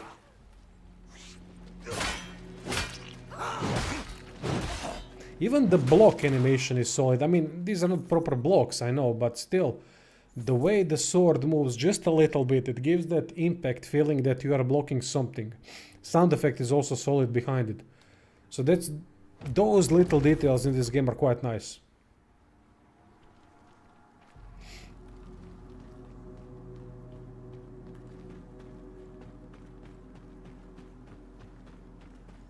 I gotta say, I'm quite interested in what the other shells are.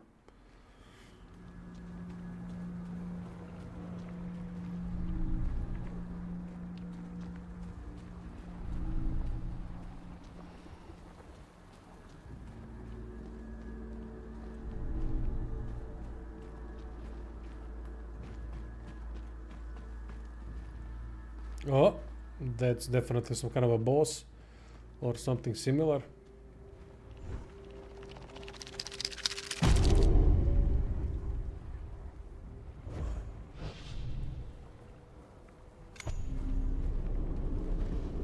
Spoiler, you only try this one. I don't know what that means, but I guess I'm gonna find out soon enough. So no need to spoil. Axe and dagger, yes. I mean, I love the sword. I think the sword is was the best done weapon, the longsword, in the first game. But I just can't play Thieves without dual stuff. It is what it is. Now, what's the difference between these weapons? Except the animations.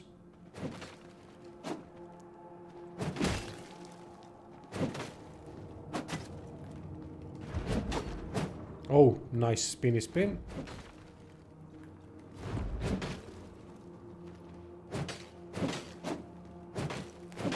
I will definitely make it faster with the offhand, so that the combo could flow better. Thieves are supposed to steal, not wield weapons. Okay.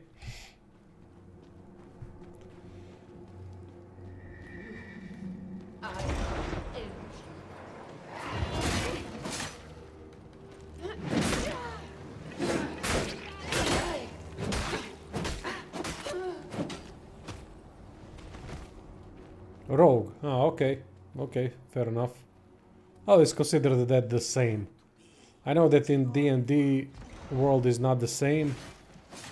They have different, at least in, right, am I mistaken, or was Thief and Rogue different class?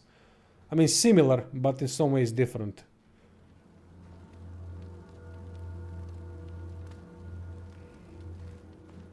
It's the same, okay. Ah, here we go.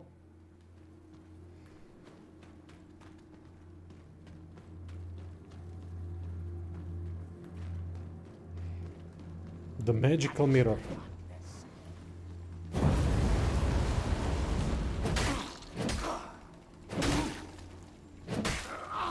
So there's no backstab from what I've seen so far.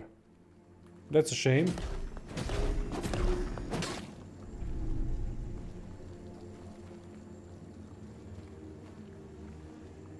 Yeah, of course, can't have classes with combat skills unless they are buffers or something specialized in utility stuff.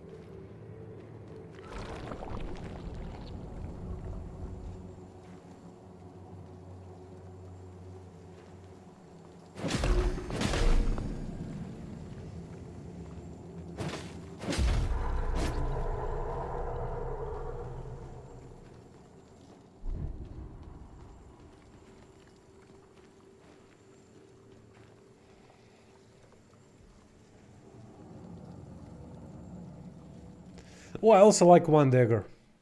In action games, I prefer the dual dagger because it fits the action games fantastic in a way. Because you need to use offhand for something, right? Or maybe if they would implement, you know what would be really cool? Thief was rogue subclass. Thank you. I knew there was some difference. That you would use one hand to grab the opponent, some kind of a grabby move, and then another to stab. Things like that. Maybe that would be cool, but that's difficult to do. The grab attacks are so difficult to do in gaming. And I get why there aren't more of them. I would love that. I love grab attacks.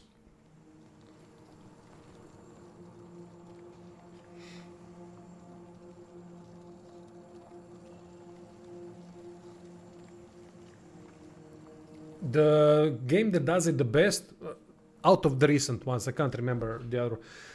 Actually, two games that I played.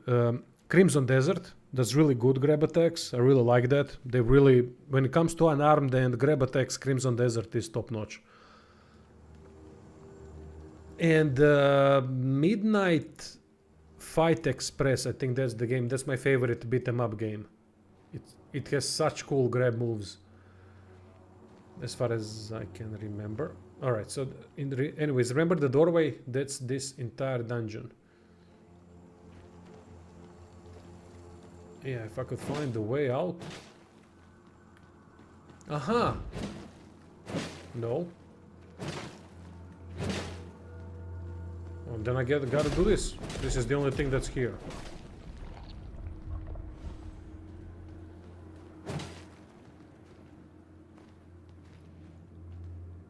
But it gave me... Oh! Oh, you bastard. That was brilliant.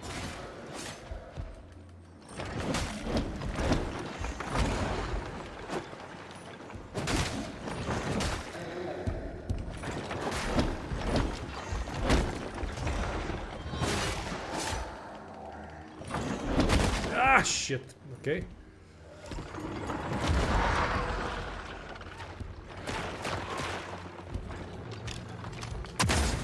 Oh, what? Whoa. I don't know what's behind me. Do I even want to know? Aha, there's the illusion of him. Oh, you spammy bastards.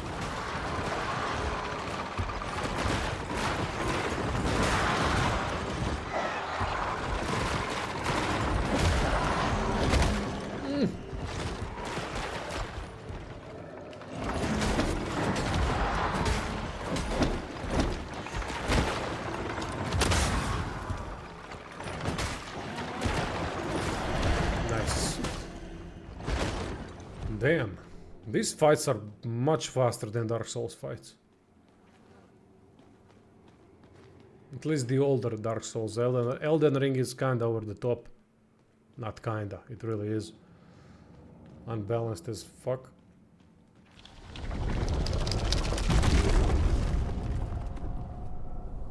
Ah, range threshold. Okay. Collect and cleanse the bacon.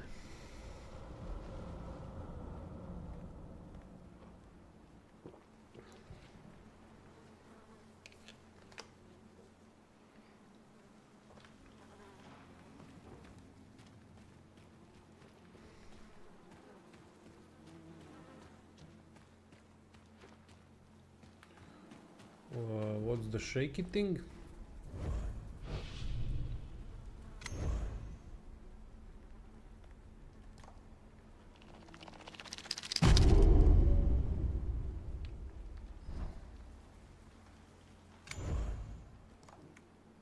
How do I get shell points?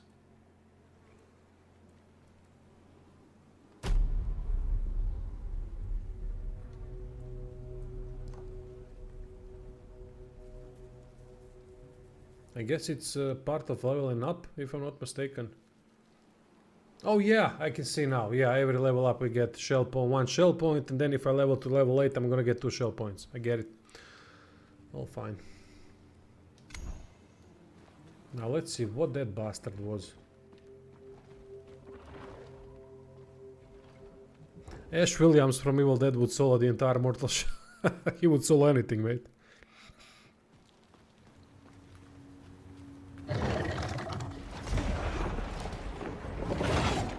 Oh, piss off.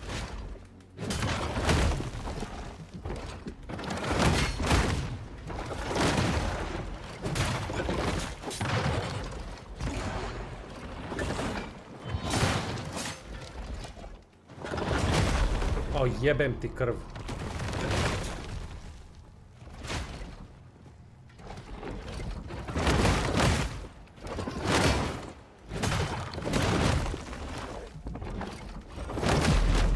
Come on with those instant bullshit attacks. I mean, what the hell is that? That was a fraction of a millisecond, the way he prepared the attack, and then Dead Space called I want the necromorphs back. A bit, yeah, you're not far off, mate.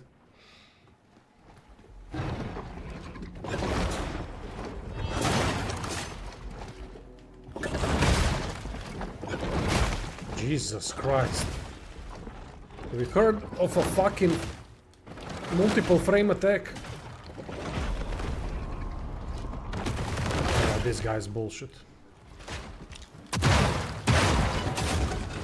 And deal with them like we deal with them in Dead Space. Shoot the bastards.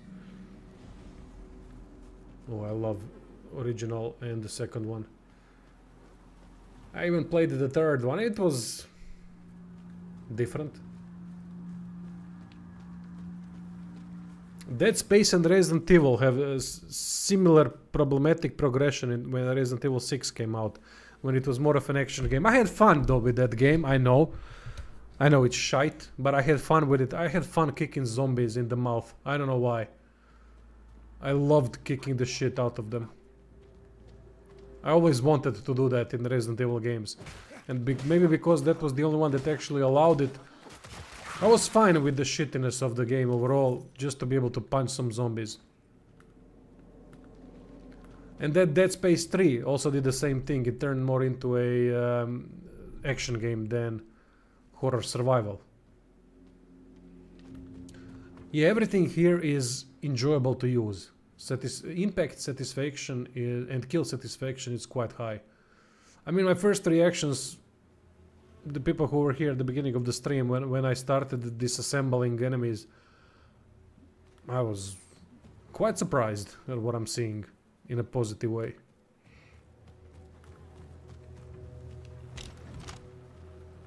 Blasphemer. Oh, piss off! You went through the shotgun hit. Come on.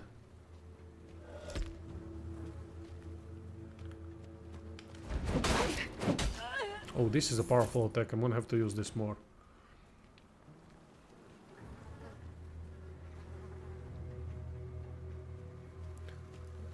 Did Dead Space 4 ever release? Or was the third one the final one?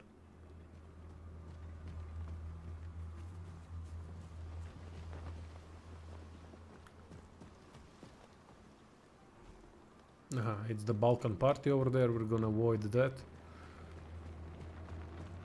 The studio got gutted by EA, so no. Just another studio for EA to destroy. What's new, right? Fucking EA.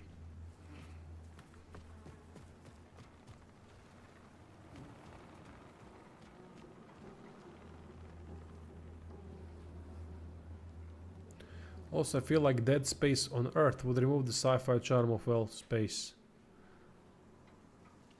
Yeah, you're right, but maybe it would be a change of pace in a different way that it could work. But it would lose the charm of space, you are right about that. Because they implemented that spacewalks and going out, then going back in, which created quite a different level of immersion that really worked well for the game. From what I remember. From what I remember, but I played it a long time ago. Yeah, bleed. Yeah, you're right, mate.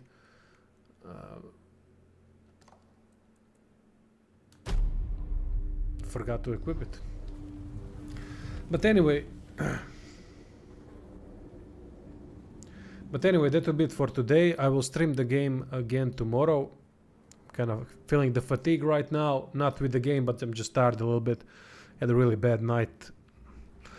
My old dog is at its final legs, or however you call it. It was a shitty night. Shitty couple of nights. Anyway, thank you all for watching. Great chat, really enjoyed this stream a lot. Hopefully you guys join me tomorrow or whenever you can. And we'll stream some more, talk some more. Love it when so many of you are here. Anyway, have a good one all. Thank you.